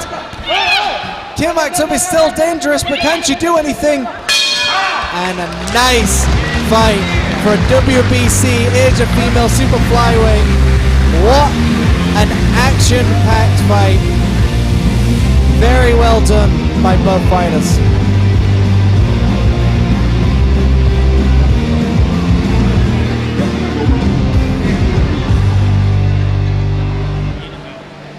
See some action replays. Both fighters just swinging and missing counter punches in between. But it was that moment where Xie just landed some very, very nice combinations in between the hooks of Kim Ak-tub. But I think that was a very clear victory by Xie Ruyang. We are going to the judges' scorecard and our MC.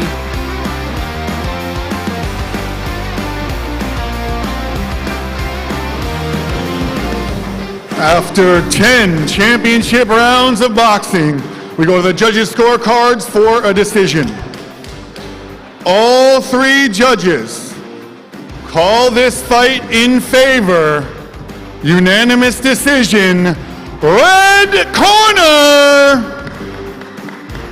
Yes. Yang Xiaoru.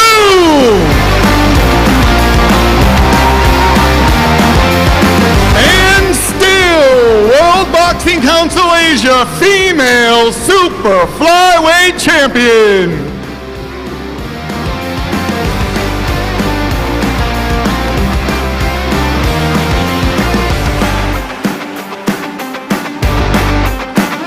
Here at Space Plus, that is the champ, Yang Xiaoru.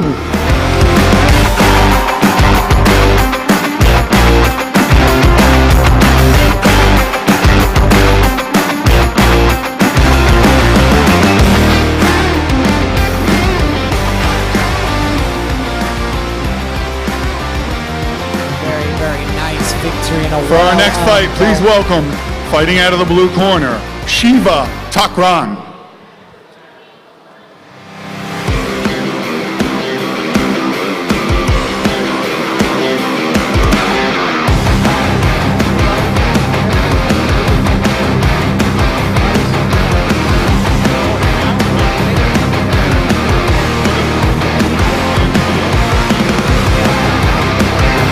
And of course, making his way to the ring, Mr. Shiva Takran.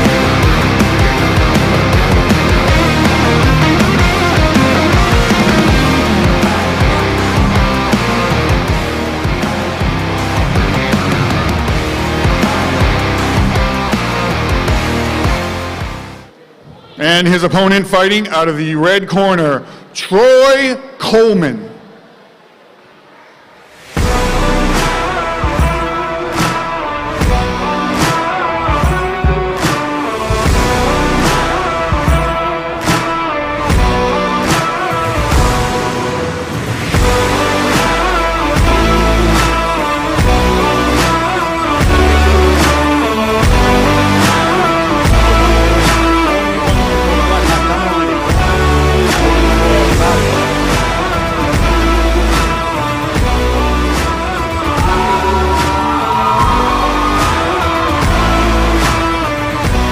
I'd like to welcome to the ring the World Boxing Council Asia Supervisor, Damrong C. Makatjon. I'd also like to welcome into the ring Space Plus representative, Miss Lena. Miss Lena, please. And also promoter, Baris Ergodin.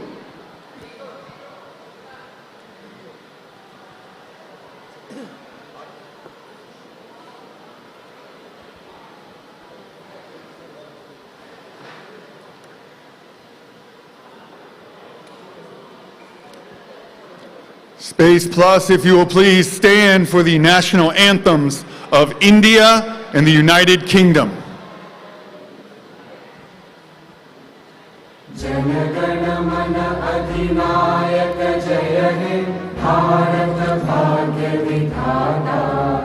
Punjab Sindh Gujarat Maratha Dravid Utkal बंगा विंध्य हिमाचल यमुना गंगा उच्चल जलधि तरंगा तव शुभ नामे जागे तव शुभ आशीष मांगे गाहे तव जय गाथा जन गण मंगल दायक जय हे भारत भाग्य विधाता जय हे जय हे जय हे जय जय जय जय हे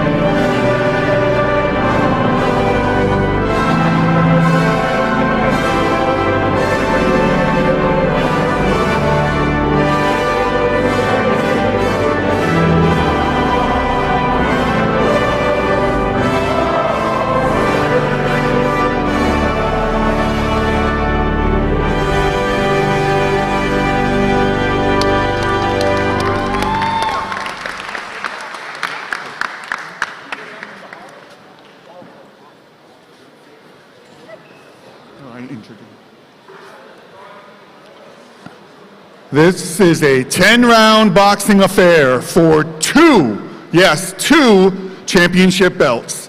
This bout is for the Asian Boxing Federation and World Boxing Council Asia Continental Middleweight Championships.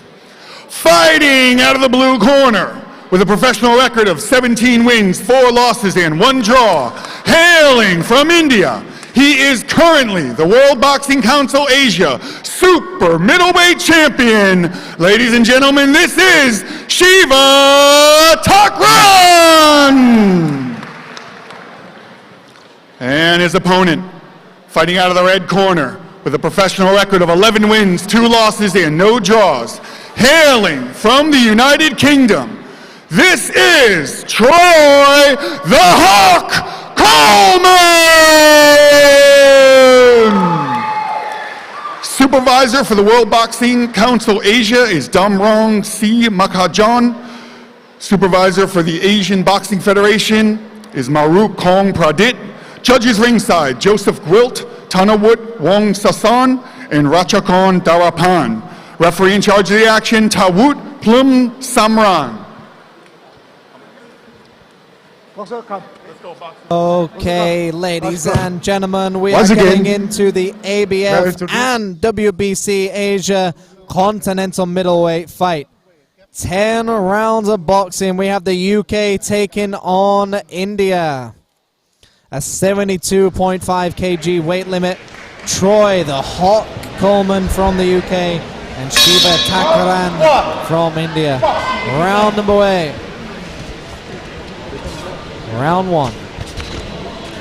And the Hawk starting off very nice with a stiff jab. Troy Coleman wearing the black and gold shorts against Shiva Thakran wearing the blue and black shorts.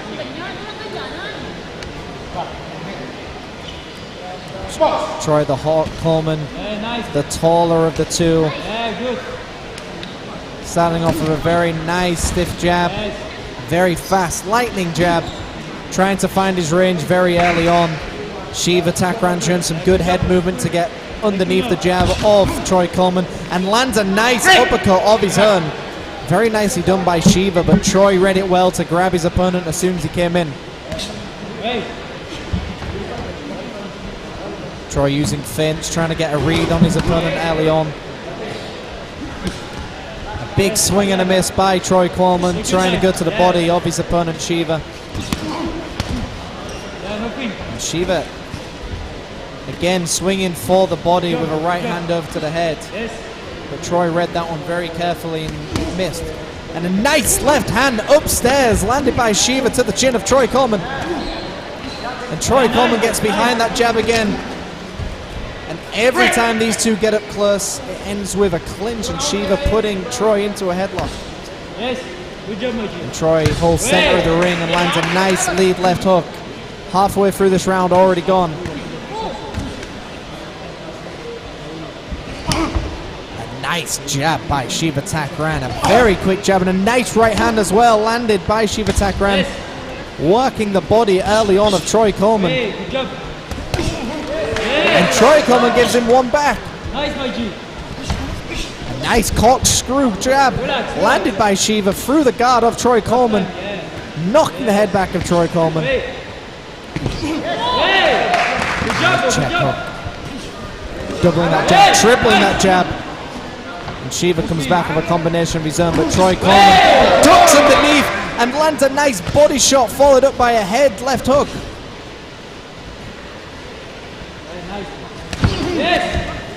The fighter showing some very good head movement as well early on. 30 seconds to go of round number 1. Again, Troy staying behind that jab, staying busy, using feints, trying to get an opening. Shiva looks like he's loading up on a big right hand, which he's going to attempt to throw, and there it is. And it just skims the hips of Troy Coleman. 10 seconds, and both fighters exchange. Troy's got to be very careful when he throws those big powerful shots because he leaves himself open. A very nice round from both fighters. Again, another interesting one to score. I think Troy Coleman landed the cleaner quality punches. However, Shiva Thakran landed some very powerful shots to the body. And this is a 10-round fight, so Shiva working the body is a very good idea if he expects to go the distance with this man. But I am excited to see some action replays very soon. But I think Troy needs to just stay behind the jab and keep his range and time Shiva's counter-punching, because Shiva's just waiting for openings to throw 2 or 3 punch combinations and then doing nothing else. Let's see the action replay. This is what I was talking about. A nice jab and a right hand landed by Troy Coleman. And every time Shiva tries to get off a power shot, Troy fires a jab. Very, very well done by Troy. As soon as Shiva loads up a punch, Troy is meeting him with a jab, not allowing him. Round number 2 underway. Troy Coleman from the UK and Shiva Thakran from India. Both fighters have been in the ring several times over. Both fighters with nearly 18 fights between them.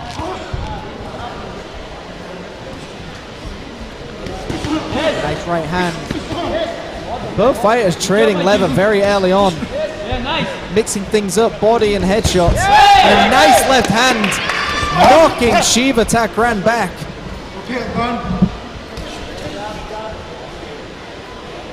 Troy the Hawk Coleman looking for that check hook, which has landed. And a nice right hand over the top, landed by Troy Coleman. The fighters clinch, ref breaks him up. And Troy Coleman looking active and busier. Shiva Thakran looking like he's trying to load up on a big right hand. But Troy Coleman very wise to it. As soon as Shiva gets close, Troy is just holding on to him, which is the right thing to do.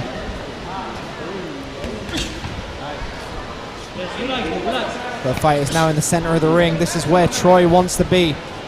Troy's got the longer range and a nice jab.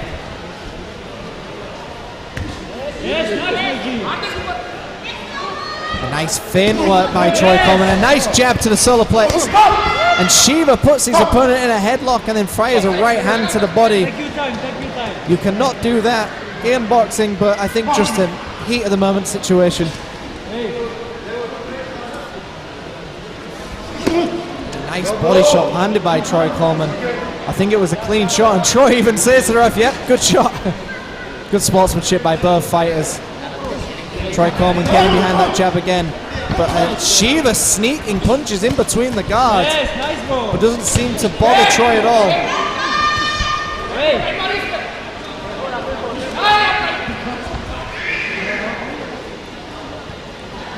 Troy just doubling up that jab, trying to find an opening down the middle.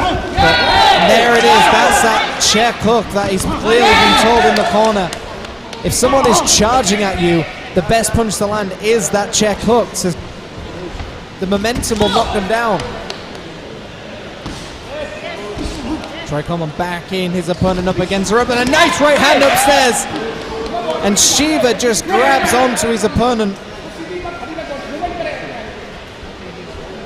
A big swing and a miss.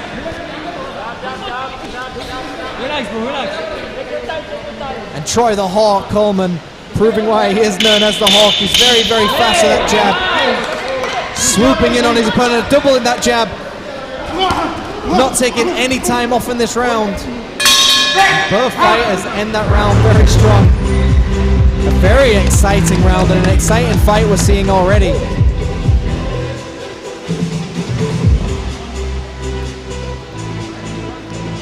Now I think the Hawk is doing a very good job of just keeping his opponent guessing by keeping that jab. I think he needs to be more active with the jab as well. And stiff with the jab, stiff to the chest, hit him to the body, hit him to the head, but varying the jab and varying his ranges. Because right now, all Shiva Thakran is doing is waiting for a moment to throw a flurry, and if Troy isn't careful, he might get clipped by one of those big shots. So Troy needs to keep jabbing, but jabbing up and downstairs as well, not just to the head. We're going to see some action replays here. And there was that moment Shiva jumps in with a left hand. And you can see Troy with that check hook again. Now, if you're unfamiliar with what a check hook is, it's when your opponent walks towards you and you step back with a lead hook. And that's what Troy is trying to land. Very similar when you saw Floyd Mayweather knock out Ricky Hatton. Ricky Hatton charged forward and Floyd Mayweather threw a check hook. Round number 3 underway. Troy Coleman from the UK taking on Shiva Thakran from India. A nice stiff jab landed by Shiva Thakran. And there's that check hook again that Troy Coleman is doing. But Troy doesn't want to show his hand too early on, because if Shiva gets wide to it, Shiva will stop jumping in. Nice, very nicely done by Troy Coleman. Varying the levels, dipping at the knees. both fighters land big punches on one another. With a 1-2, and again with a right hand over the top. A nice jab to the body landed by Shiva Thakran. And Shiva Thakran attempts a big punch upstairs and shoulder rolls. Troy Coleman gets himself out of danger.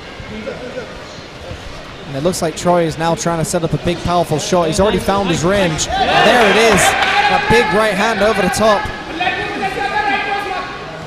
Troy needs to stay active. He needs to keep hitting to the chest of Shiva Thakran. If you hit your opponent to the chest, it makes your opponent a lot more scared to come in close. And a nice punch through the middle, and a right hand finds its target.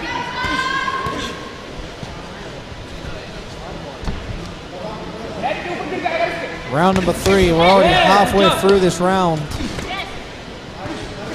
And Troy starting to find his range in this round and just constantly firing the jab.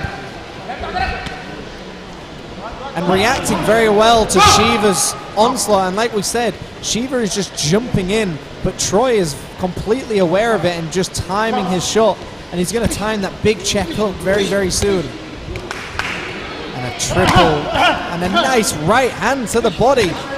Landed by Shiva, so as I was saying, although I think Troy's winning this round, Shiva's still very, very dangerous. And the left hand buckles the leg of Shiva Thakran.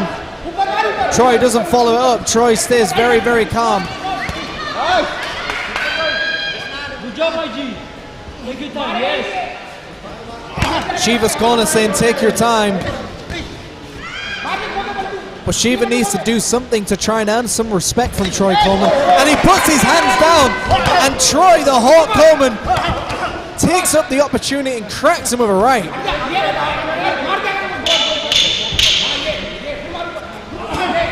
10 seconds to go of round number 3.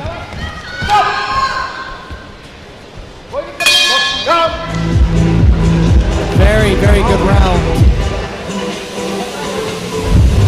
We're seeing how Troy the Hawk Coleman gets his nickname because he has been very, very snappy with that jab, but also very sneaky with his check hooks as well. The check hook lands best when your opponent doesn't see it. You don't need much power on a check hook because your opponent's already moving forward. Now, Shiva Thakran, if he wants to try and win this fight, he needs to time his punches when he's walking towards his opponent instead of just diving in and being very, very predictable. But he needs to do more of it. He needs to earn the respect of Troy Coleman. Because right now, Troy is coming alive and just, it's more like a shooting practice for Troy Coleman. I want to see Shiva start taking more chances to go to the body and then upstairs. Let's see some action replays. And there was that moment where both fighters exchanged heavy leather, but it was Troy who came out on top with counter punches in between the big shots. Round number 4 underway, and both fighters in the center of the ring firing off big shots early on. And again, Shiva goes to the back foot as we've seen, and Troy Coleman just holding the center of the ring, using a very nice jab. Shiva cannot keep putting his opponent in a headlock because the ref will take a point from him. He's been warned twice now. And a nice right hand landed onto Troy's chin.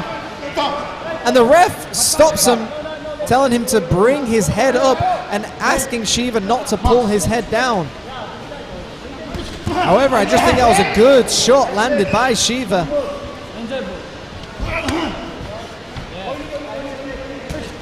Shiva needs to hold a tighter guard because Troy the Hawk will find his opening if he puts his hands down like that. Nice, my G, nice. Oh, very nice inside fighting. Both fighters, remember, if one arm is free inside the clinch, you are allowed to keep firing. And again, Troy jumps in with his chin exposed and Shiva clips him with a left hook.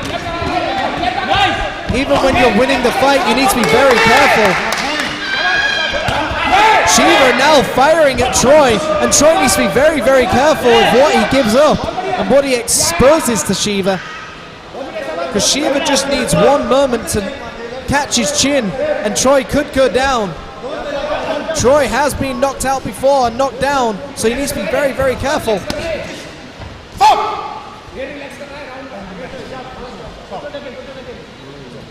The ref is now telling him to stop holding. I think he's very, very close to getting the point taken off him. Yeah, nice one, nice. Yes. Very nicely done by Troy Coleman. A nice right hand. Rolls with the jab and fires a right hand into the chin. Very nicely done.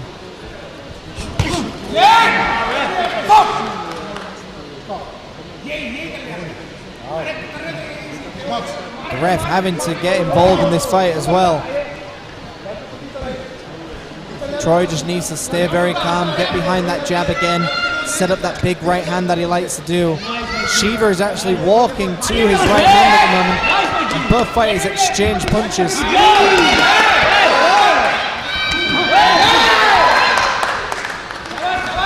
Both fighters very wild in their exchanges.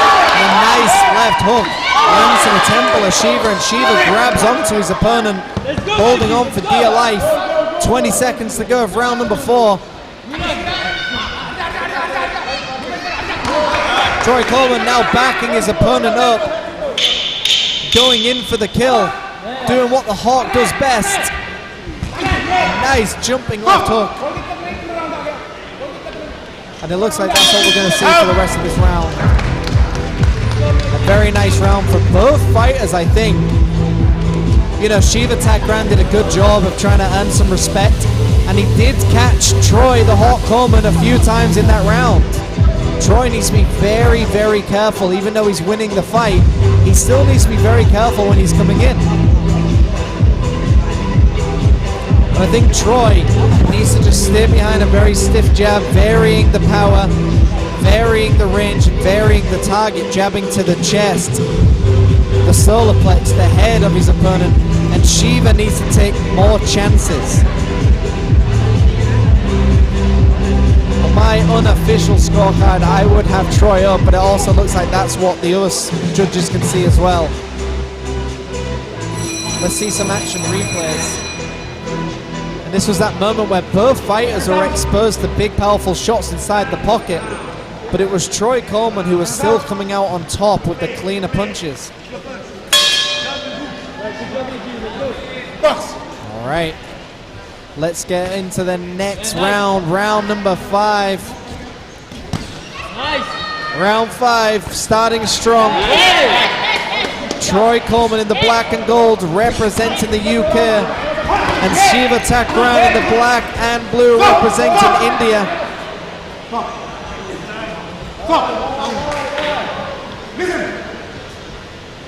The ref telling him, stop holding him, stop holding him. Very nicely done by the ref to take control of that round. Very well done indeed. The ref needs to control the action as well as the fighters. Both fighters now just in the corner of the ring. Troy Coleman tapping him with a jab, looking like he's going to set up a big right hand. But Shiva takes the chance to throw a big punch of his own. And Troy throws him into the corner. You can see the scores on the screen. Troy Coleman is up by a big margin.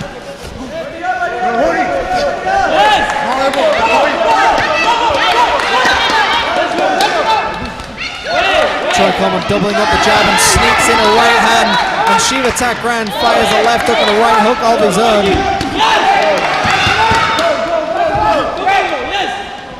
But this is where Shiva needs to be more active. Shiva needs to take more chances. He needs to bite down on his gum shield and walk towards his opponent and actually throw some combinations. And he lands a nice punch onto the chin of Troy Coleman, but Troy does not look phased at all and fires a nice uppercut. Another right hand through the middle. A 7-punch combination landed by Troy Coleman. And Shiva needs to be very, very careful here because it only takes one punch to put you on the deck.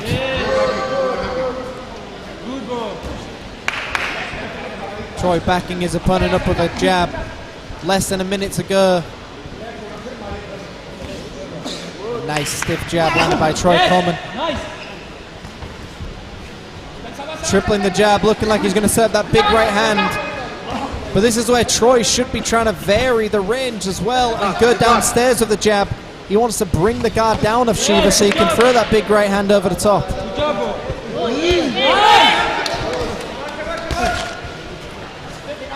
Now Troy just walking his opponent down, does not respect Shiva's power at all. Shiva needs to come alive and actually take some chances here because he's getting bullied in this fight. And very nicely done. Upstairs and downstairs landed by Troy. 10 seconds to go of this round. Troy walking his opponent down, a big right hand to the chin. A very nice round by Troy Coleman. And I think Troy has done a very good job to nullify Shiva Thakran's power, because when you're constantly walking your opponent down, throwing a jab, it's very hard for your opponent to throw any powerful shots. And Troy Coleman did a very good job to keep a tight, high guard in that round as well, because again, Shiva's very, very dangerous. He landed some nice combinations again in between Troy's flurries, but it's not enough to win the round. And Troy Coleman just doing a good job to chip away at the wood, just constantly chopping down the tree and just taking Shiva Thakran apart. Let's see some action replays. And here's what we were talking about, just constantly sticking the jab in the face, not allowing his opponent to see what he's doing. And there was that very nice right hand turned into an uppercut by Troy Coleman, throwing his right hand almost like a jab. It's just a very beautiful move in boxing to use your right hand as a rangefinder when you're an orthodox puncher. All right, we are now going into the next round, round number 6 underway. Troy Coleman in the black and gold representing the UK, and Shiva Thakran representing India with the black and blue shorts. And a nice shoulder roll again by Troy Coleman, landing the right hand onto the chin of Shiva Thakran. And a sneaky left hook landed by Shiva Thakran, but Troy comes back with a right hand of his own. Double jab with the right hand over the top, knocking the chin back of Shiva Thakran. Troy has found his target and his range. Shiva does a good job to evade more punches. Nice right hand. Very nicely done. Roy Jones style rolling by Troy Coleman, and comes back with a right hand. If he's not careful, Shiva is going to eat a big combination and get dropped here. Troy has found his target, and a nice right hand on the chin, and Shiva is stumbling backwards. Troy is swooping in on his opponent, living up to the name Troy the Hawk Coleman, and he's finding his opponent and backing him up. A nice uppercut lands by Troy Coleman as well. Shiva needs to be very, very careful here, jumping in with his hands low, because Troy is very wise to it and is looking for the kill.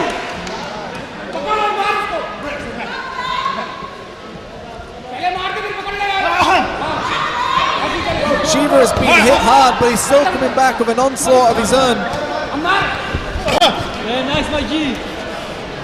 Both fighters are now clinching. Troy just needs to get his breath back.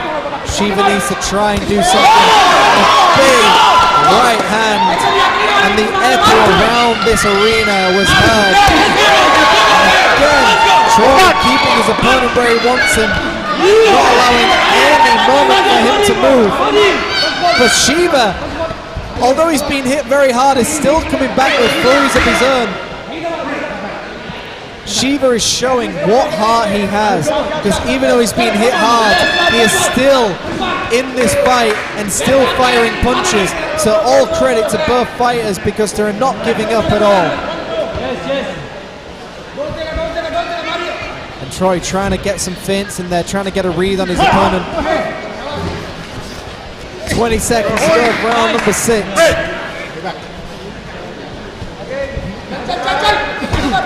Nice jab to the right hand upstairs. 10 seconds to go of round number 6. Big right hand upstairs. Very nicely done by Troy Coleman. Even inside the clinch, he he still throws punches. Bernard Hopkins would be very, very proud of that move there. Even when you're holding your opponent, hit them to the side away from the referee, flirting with the rules a little bit. And I think Troy the Hawk Coleman has just done a very good job to keep the pressure on Shiva Takran, not giving him any chance to actually load up on any big shots. This is the ABF and WBC Asia Continental middleweight fight. We are scheduled for 10 rounds, but I think Troy Coleman has won almost every round here. Let's see some action replays. And that was that moment where Troy was just teeing off on his opponent and finding his range very beautifully and just firing power shot after power shot, knocking the head back of Shiva Takran. And there was a moment where Shiva Takran landed a nice powerful shot, but it just wasn't enough. Round number 7 underway, ladies and gentlemen, of this ABF WBC Asia Continental middleweight fight. Troy Coleman representing the UK and Shiva Takran representing India.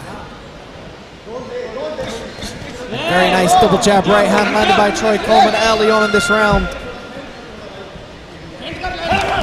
And then Shiva fires one of his own and hits his opponent.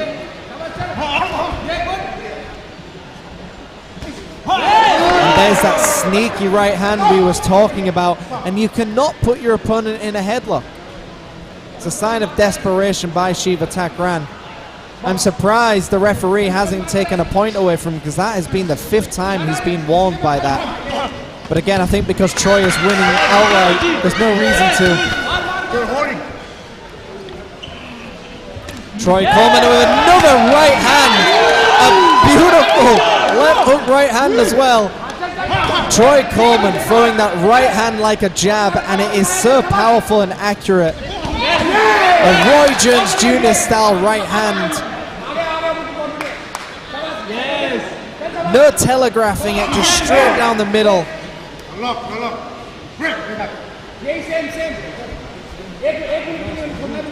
The fight is in the center of the ring. And firing left hook after right hook. Troy rolls with the punches, but Shiva fires some punches back of his own.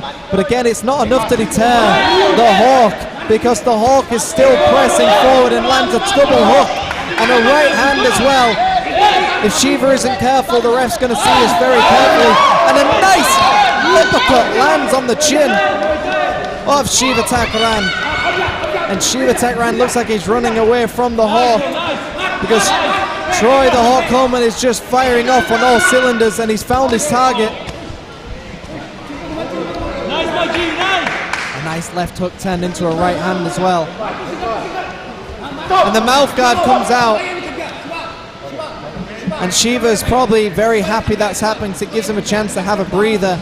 But mouth guards come out very often later on in the rounds when fighters get tired, because their mouths are open a little bit more. It's a very common thing to happen in boxing. And Shiva's had a chance to have a little bit of a breather and lands on the chin of Troy Coleman. Troy needs to be very, very careful rolling with the punches here, because this is all Shiva can do.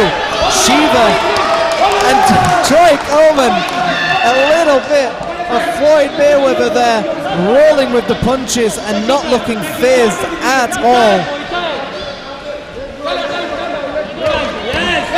And again, Troy Coleman winning this fight, but he has been clipped more times than he needs to be. 10 seconds to go of round number 7. And a nice uppercut again landed by Shiva. But Troy knocks the head back. What an exciting 10 seconds we just saw.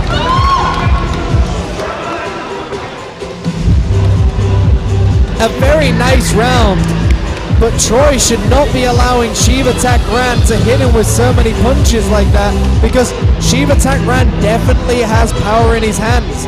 Shiva Takran has had 17 wins. Troy Coleman needs to be very, very careful, and he does not need to take this many chances. Troy Coleman is winning this fight. Troy Coleman just needs to stay behind the jab and throw some very, very stiff right hands.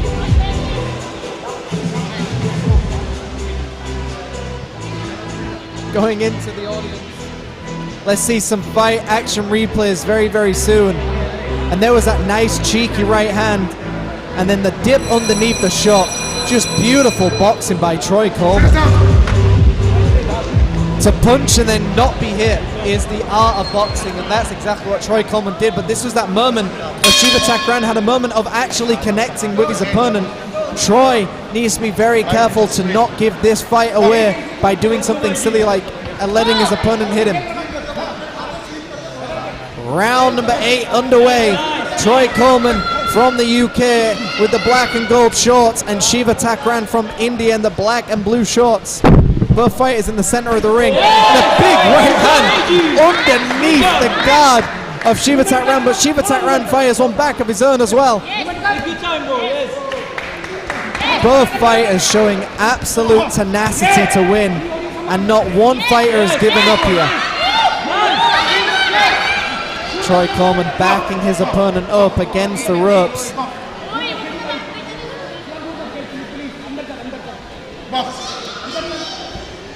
Round number 8 into this ABF WBC Asia Continental middleweight fight. Troy Coleman demonstrating some nice head movement, taking the chance against Shiva Thakran. But Troy Coleman doing what Troy Coleman does best, and that is just landing some nice stiff jabs with the right hand. Shiva jumping in with the uppercut but missing, and rolling with the punch, and lands a right hand, knocking Shiva Thakran back. Shiva holds onto the ropes to prevent himself from going down, but Shiva Thakran rolls with the punches and throws a right hand of his own. Troy Coleman, sneaky left hook into the middle.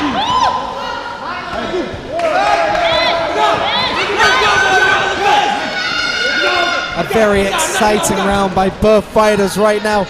Both fighters clinching. And both fighters just need to take a quick breather, try and breathe in as much as they possibly can. Especially when a mouthpiece comes out. It helps both opponents because they're both tired. They both need to breathe in, take as much energy as they can, and then get into that round stronger than ever. The UK taking on India. It's been an exciting fight. Both fighters demonstrating a lot of heart, and beautiful head movement by Troy Coleman. Doubling the jab with the right hand, and then Shiva Thakran comes back with his own onslaught. Double right hand again. Troy Coleman lands a left hook, stumbling his opponent. Shiva Thakran is still standing. Shiva Thakran has an iron chin because Troy Coleman cannot put this man down. And again, the headlock by Shiva Thakran. The ref is going to definitely look at this very carefully. Knocking the head back with that double jab. An uppercut upstairs through the guard. Finishing this round very, very strong. 10 seconds to go for round number 8. Troy Coleman just constantly keeping the pressure on. An excellent job by the Brit. A beautiful round. We're nearly at the end of this fight. You've got to remember, Shiva Thakran has had 17 wins, and 17 of those wins, 9 of them have come by way of knockout. He's definitely got power in his hands, so Troy should not take any chances in these later rounds because there's no reason to. Troy needs to go back to doing what he did best in the 3rd round, which is staying at range with the jab and sending that right hand down the middle and that right uppercut as well. Let's see some action replays. And this was that beautiful moment where Troy, the Hawk Coleman, rolled with the punches and then fired a right hand of his own. And we see it here again. An Andre Ward style right hand where your opponent steps in, and as they're stepping, you throw a right hand to the chin. Troy Coleman taking a page out of the book of all of the greats, but we can look at the live scores. Troy Coleman winning this fight outright, but he needs to be very careful because Shiva has definitely got power. 9 wins by knockout. So Troy Coleman just needs to hold that high guard and just keep that jab pumping out to set up a big right hand.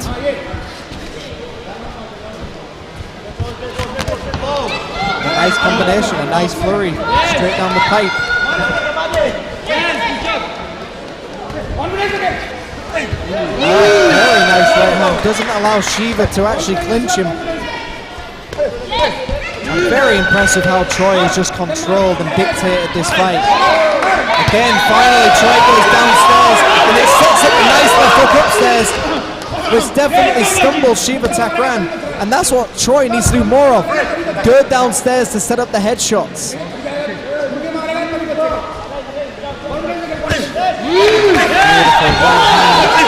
Left hand, and it looks like Troy the Hawk Coleman is trying to end this fight now.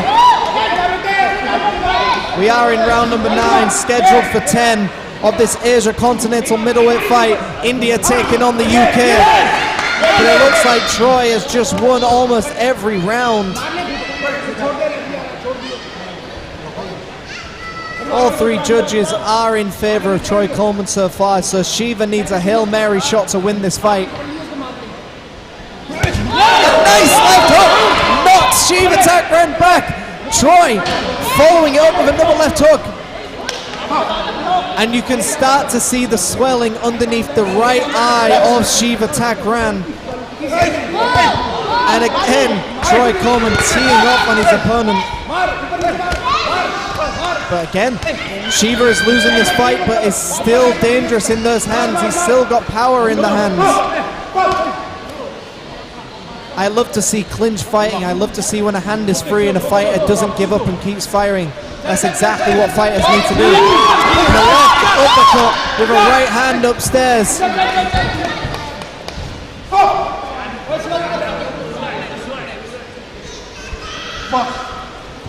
And Troy Coleman firing a right hand. And the opponent goes to the canvas.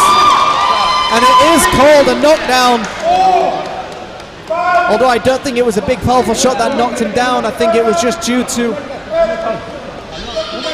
exertion. Shiva Takran does get back up in the fight. But it looks like their corner has seen enough. And a very, very good call by the corner. The fighter's safety is absolutely paramount. And that was exactly the right thing to do.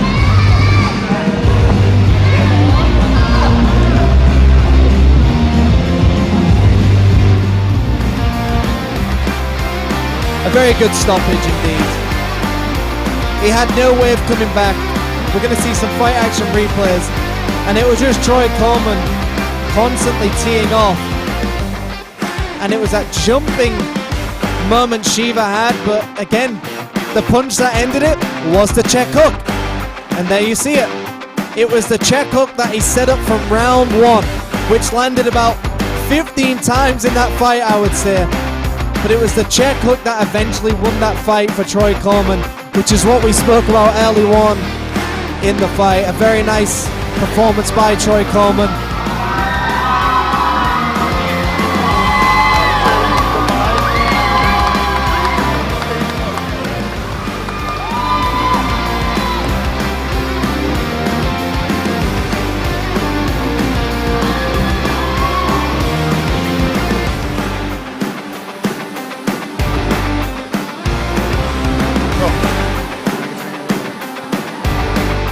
The referee called a stop to this bout.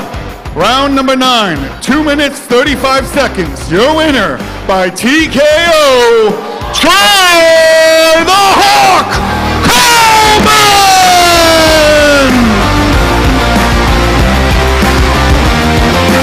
He is the new Asian Boxing Federation and World Boxing Council Asia Continental Middleweight Champion!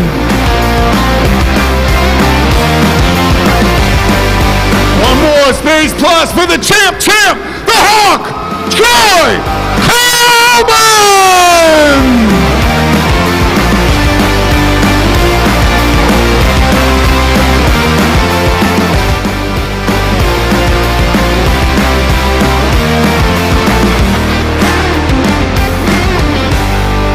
say goodbye to MVTV channel. Thanks for tuning in. We will see you exactly 1 month on the last Thursday of next month. If you want to continue watching, we will go live on Highland Boxing Promotions Facebook and YouTube channels. But for MVTV, I'm Teddy Move. This is Way of the Champions, Roar of Tigers. Thank you.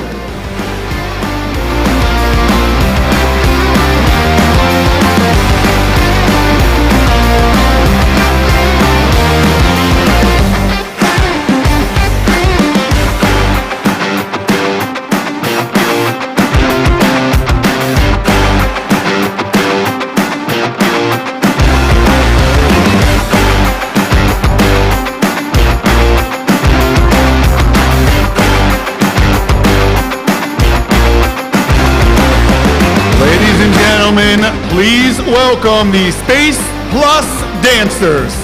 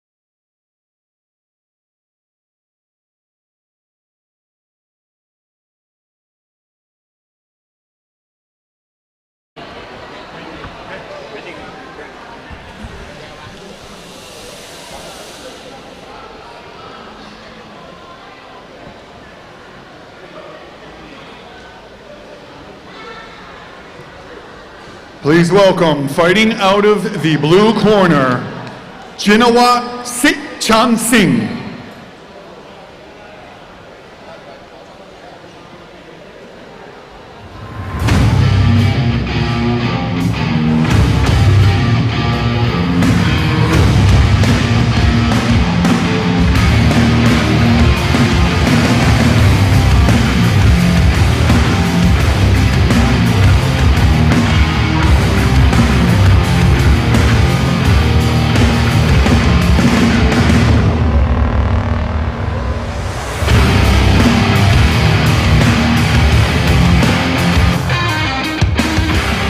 And his opponent fighting out of the red corner, Marco John Remetizo.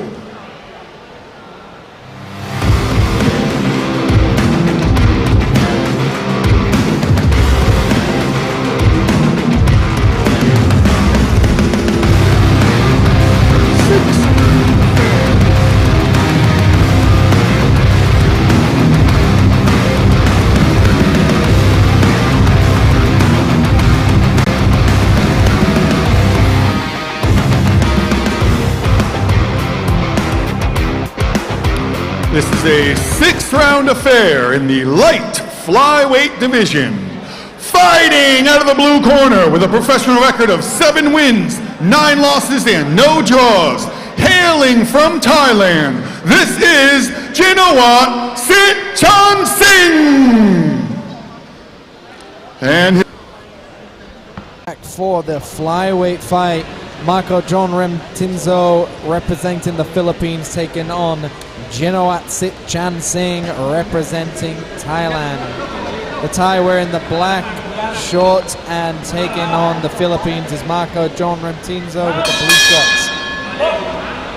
Round number 1 underway.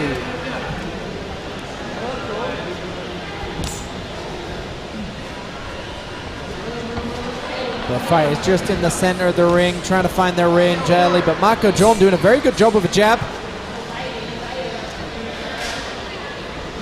Marco John is the smaller fighter, but he is now explosive with his jabs as well. Very nicely done, flicking that jab up there, trying to find his range. A classic southpaw against an orthodox. So watch for both fighters trying to fight for the lead leg. Once they get their lead leg on the outside of one another, they throw that big backhand that they have.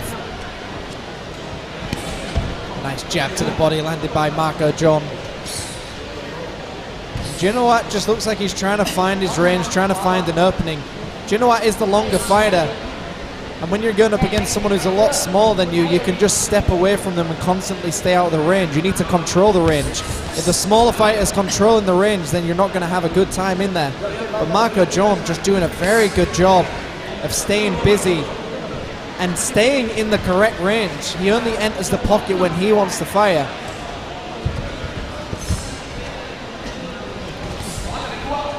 John finds a nice right hook over the top of Jinawat.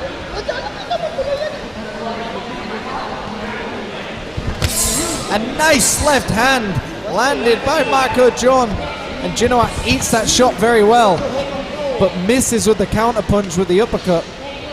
And Jinawat needs to get busy with that jab. There's no reason to let the smaller fighter dictate the range. Jinawat needs to stay behind a jab and use the outside of the ring to his advantage. Marco John looks like he found his range very early on in this fight with a nice slick jab, and is doing a very good job to win this fight, knocking the head back of his opponent. The fight is now in the center of the ring. Of course, we have Thailand taking on the Philippines, but it looks like Marco John is the more dominant of these fighters. Marco John, of course, representing the Philippines. Jab and a miss by Jinawat. And a nice jab upstairs, followed by a left hand to the body by Marco John.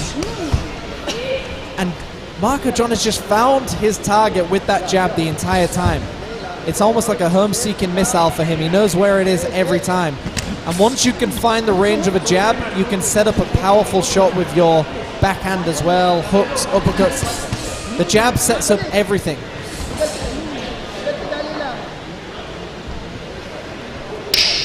Ten seconds to go of round number 1. Jinawat needs to get busier with that jab.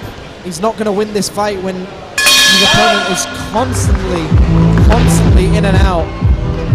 A very nice round for the Filipino, Marco John Remtizo. He did a very good job of just constantly finding his target with a jab and not allowing his opponent to really do very much. I think very early on, Marco landed a very stiff jab, which stunned Jinawat, and Jinawat kind of was a little bit intimidated by the power. Jinawat's a taller opponent and lengthier. He should just stay on the outside with a very strong jab and not allow his opponent to come anywhere close to him. And when his opponent does come close, throw an uppercut. Let's see some action replays. there's that jab that keeps knocking the head back, followed by a left hand as well. But it looks like Marco John is having quite an easy time in there. Every punch he throws, it seems to be landing.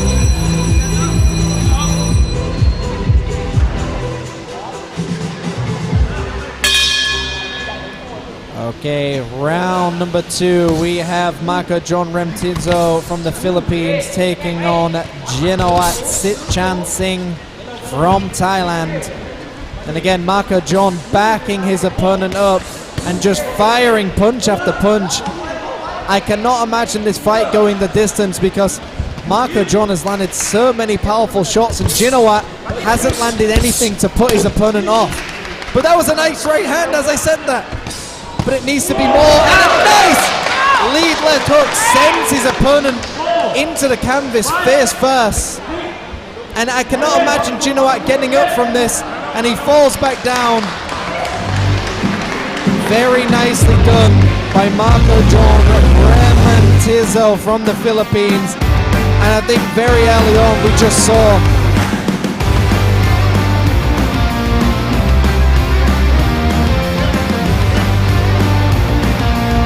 this action replay. Usually when someone falls forward, they don't get back up.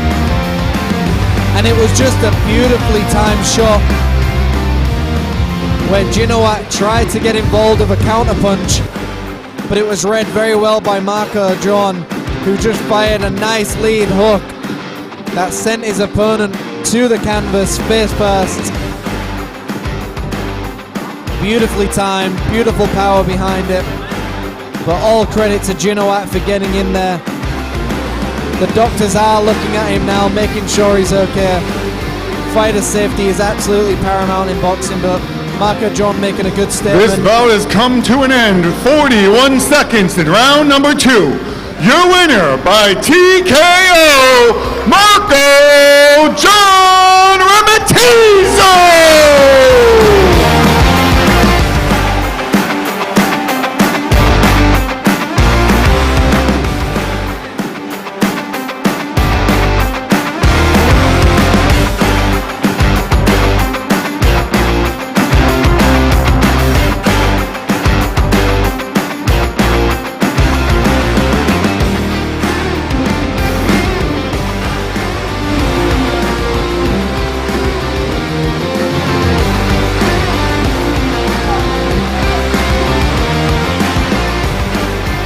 Please welcome our next fighter out of the blue corner, Prakop Chinram.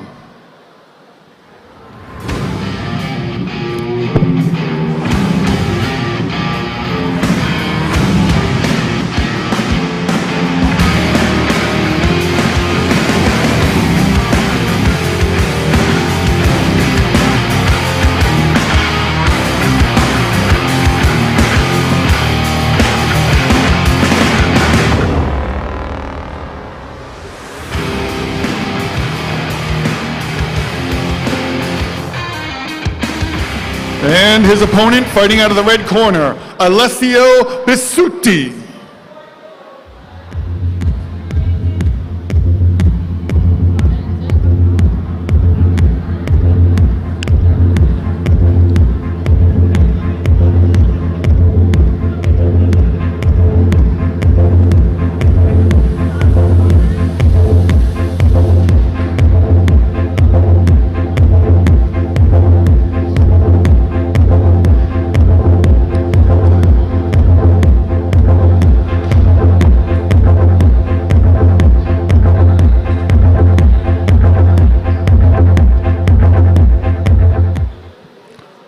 This is the final bout of the evening, a heavyweight 6-round affair.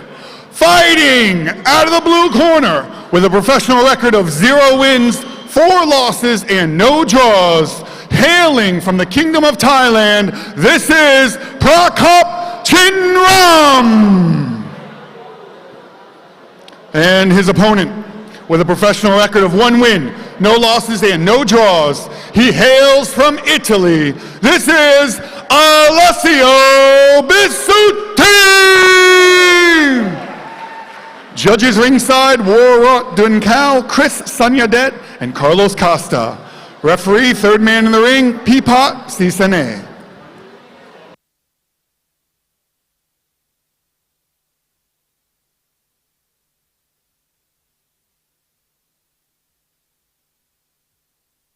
Rounds of action. Italy taking on Thailand. Italy in the black shorts with the spider web, and Thailand wearing the blue and black and red shorts. Round number 1 underway, scheduled for 6, and a big swing and a miss already attempted by Alessio. And big powerful right hand landed onto Prakop's chin.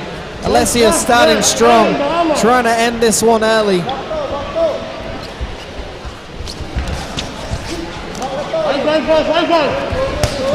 And you can hear the punches around the ring. Alessio just trying to finish this early. It looks like he's going for a knockout in every punch he throws. Alessio just needs to calm down, get behind the jab, set up a big powerful shot with a jab. And Prakop doing a good job to back his opponent up with some overhand shots as well.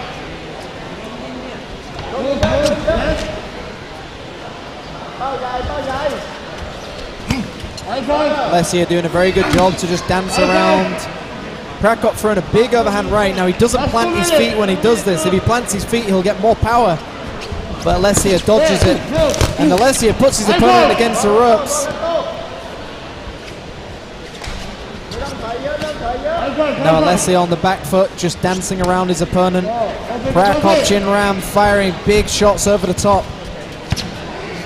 And a chopping right hand by Alessio. And looks like Alessio is now going to start teeing off on Prakop chin ram. Big right hand.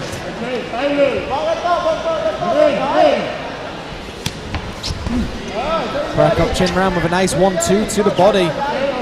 Working the body of Alessio is probably a very good idea. These bigger gentlemen, if you work their body early on, it takes away their energy.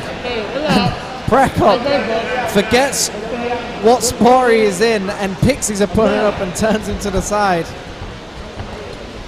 Again, Alessio just needs to get behind the jab. A big right hand to the body felt by Alessio, and it looks like Prakop is really trying to get his first victory in this professional boxing realm. But it looks like it didn't affect Alessio at all. Alessio looks like he's in very good shape. A lot of muscle on that body frame. Less than a minute to go of round number 1, scheduled for 6. And a big right hand to the rib cage of Prakop. And it looks like Alessio is starting to tee off now. And Prakop is now putting his head down, and he goes down to the floor. And you know what they say, when an opponent falls head first, they usually don't get back up. And it looks like Alessio has finished his opponent in round number 1.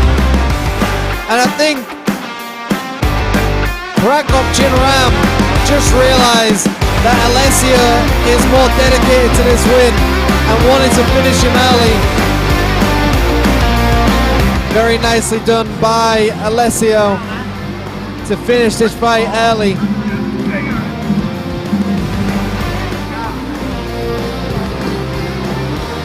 Look at these fight action replays. Prakop chin ram had a good moment in this fight. He had moments where he was hitting the body, but then he tried to dodge the punches on Alessio and realized... Excuse me, this fight has been called 2 minutes, 49 seconds in the very first round. Your winner by TKO, Alessio Bissotti!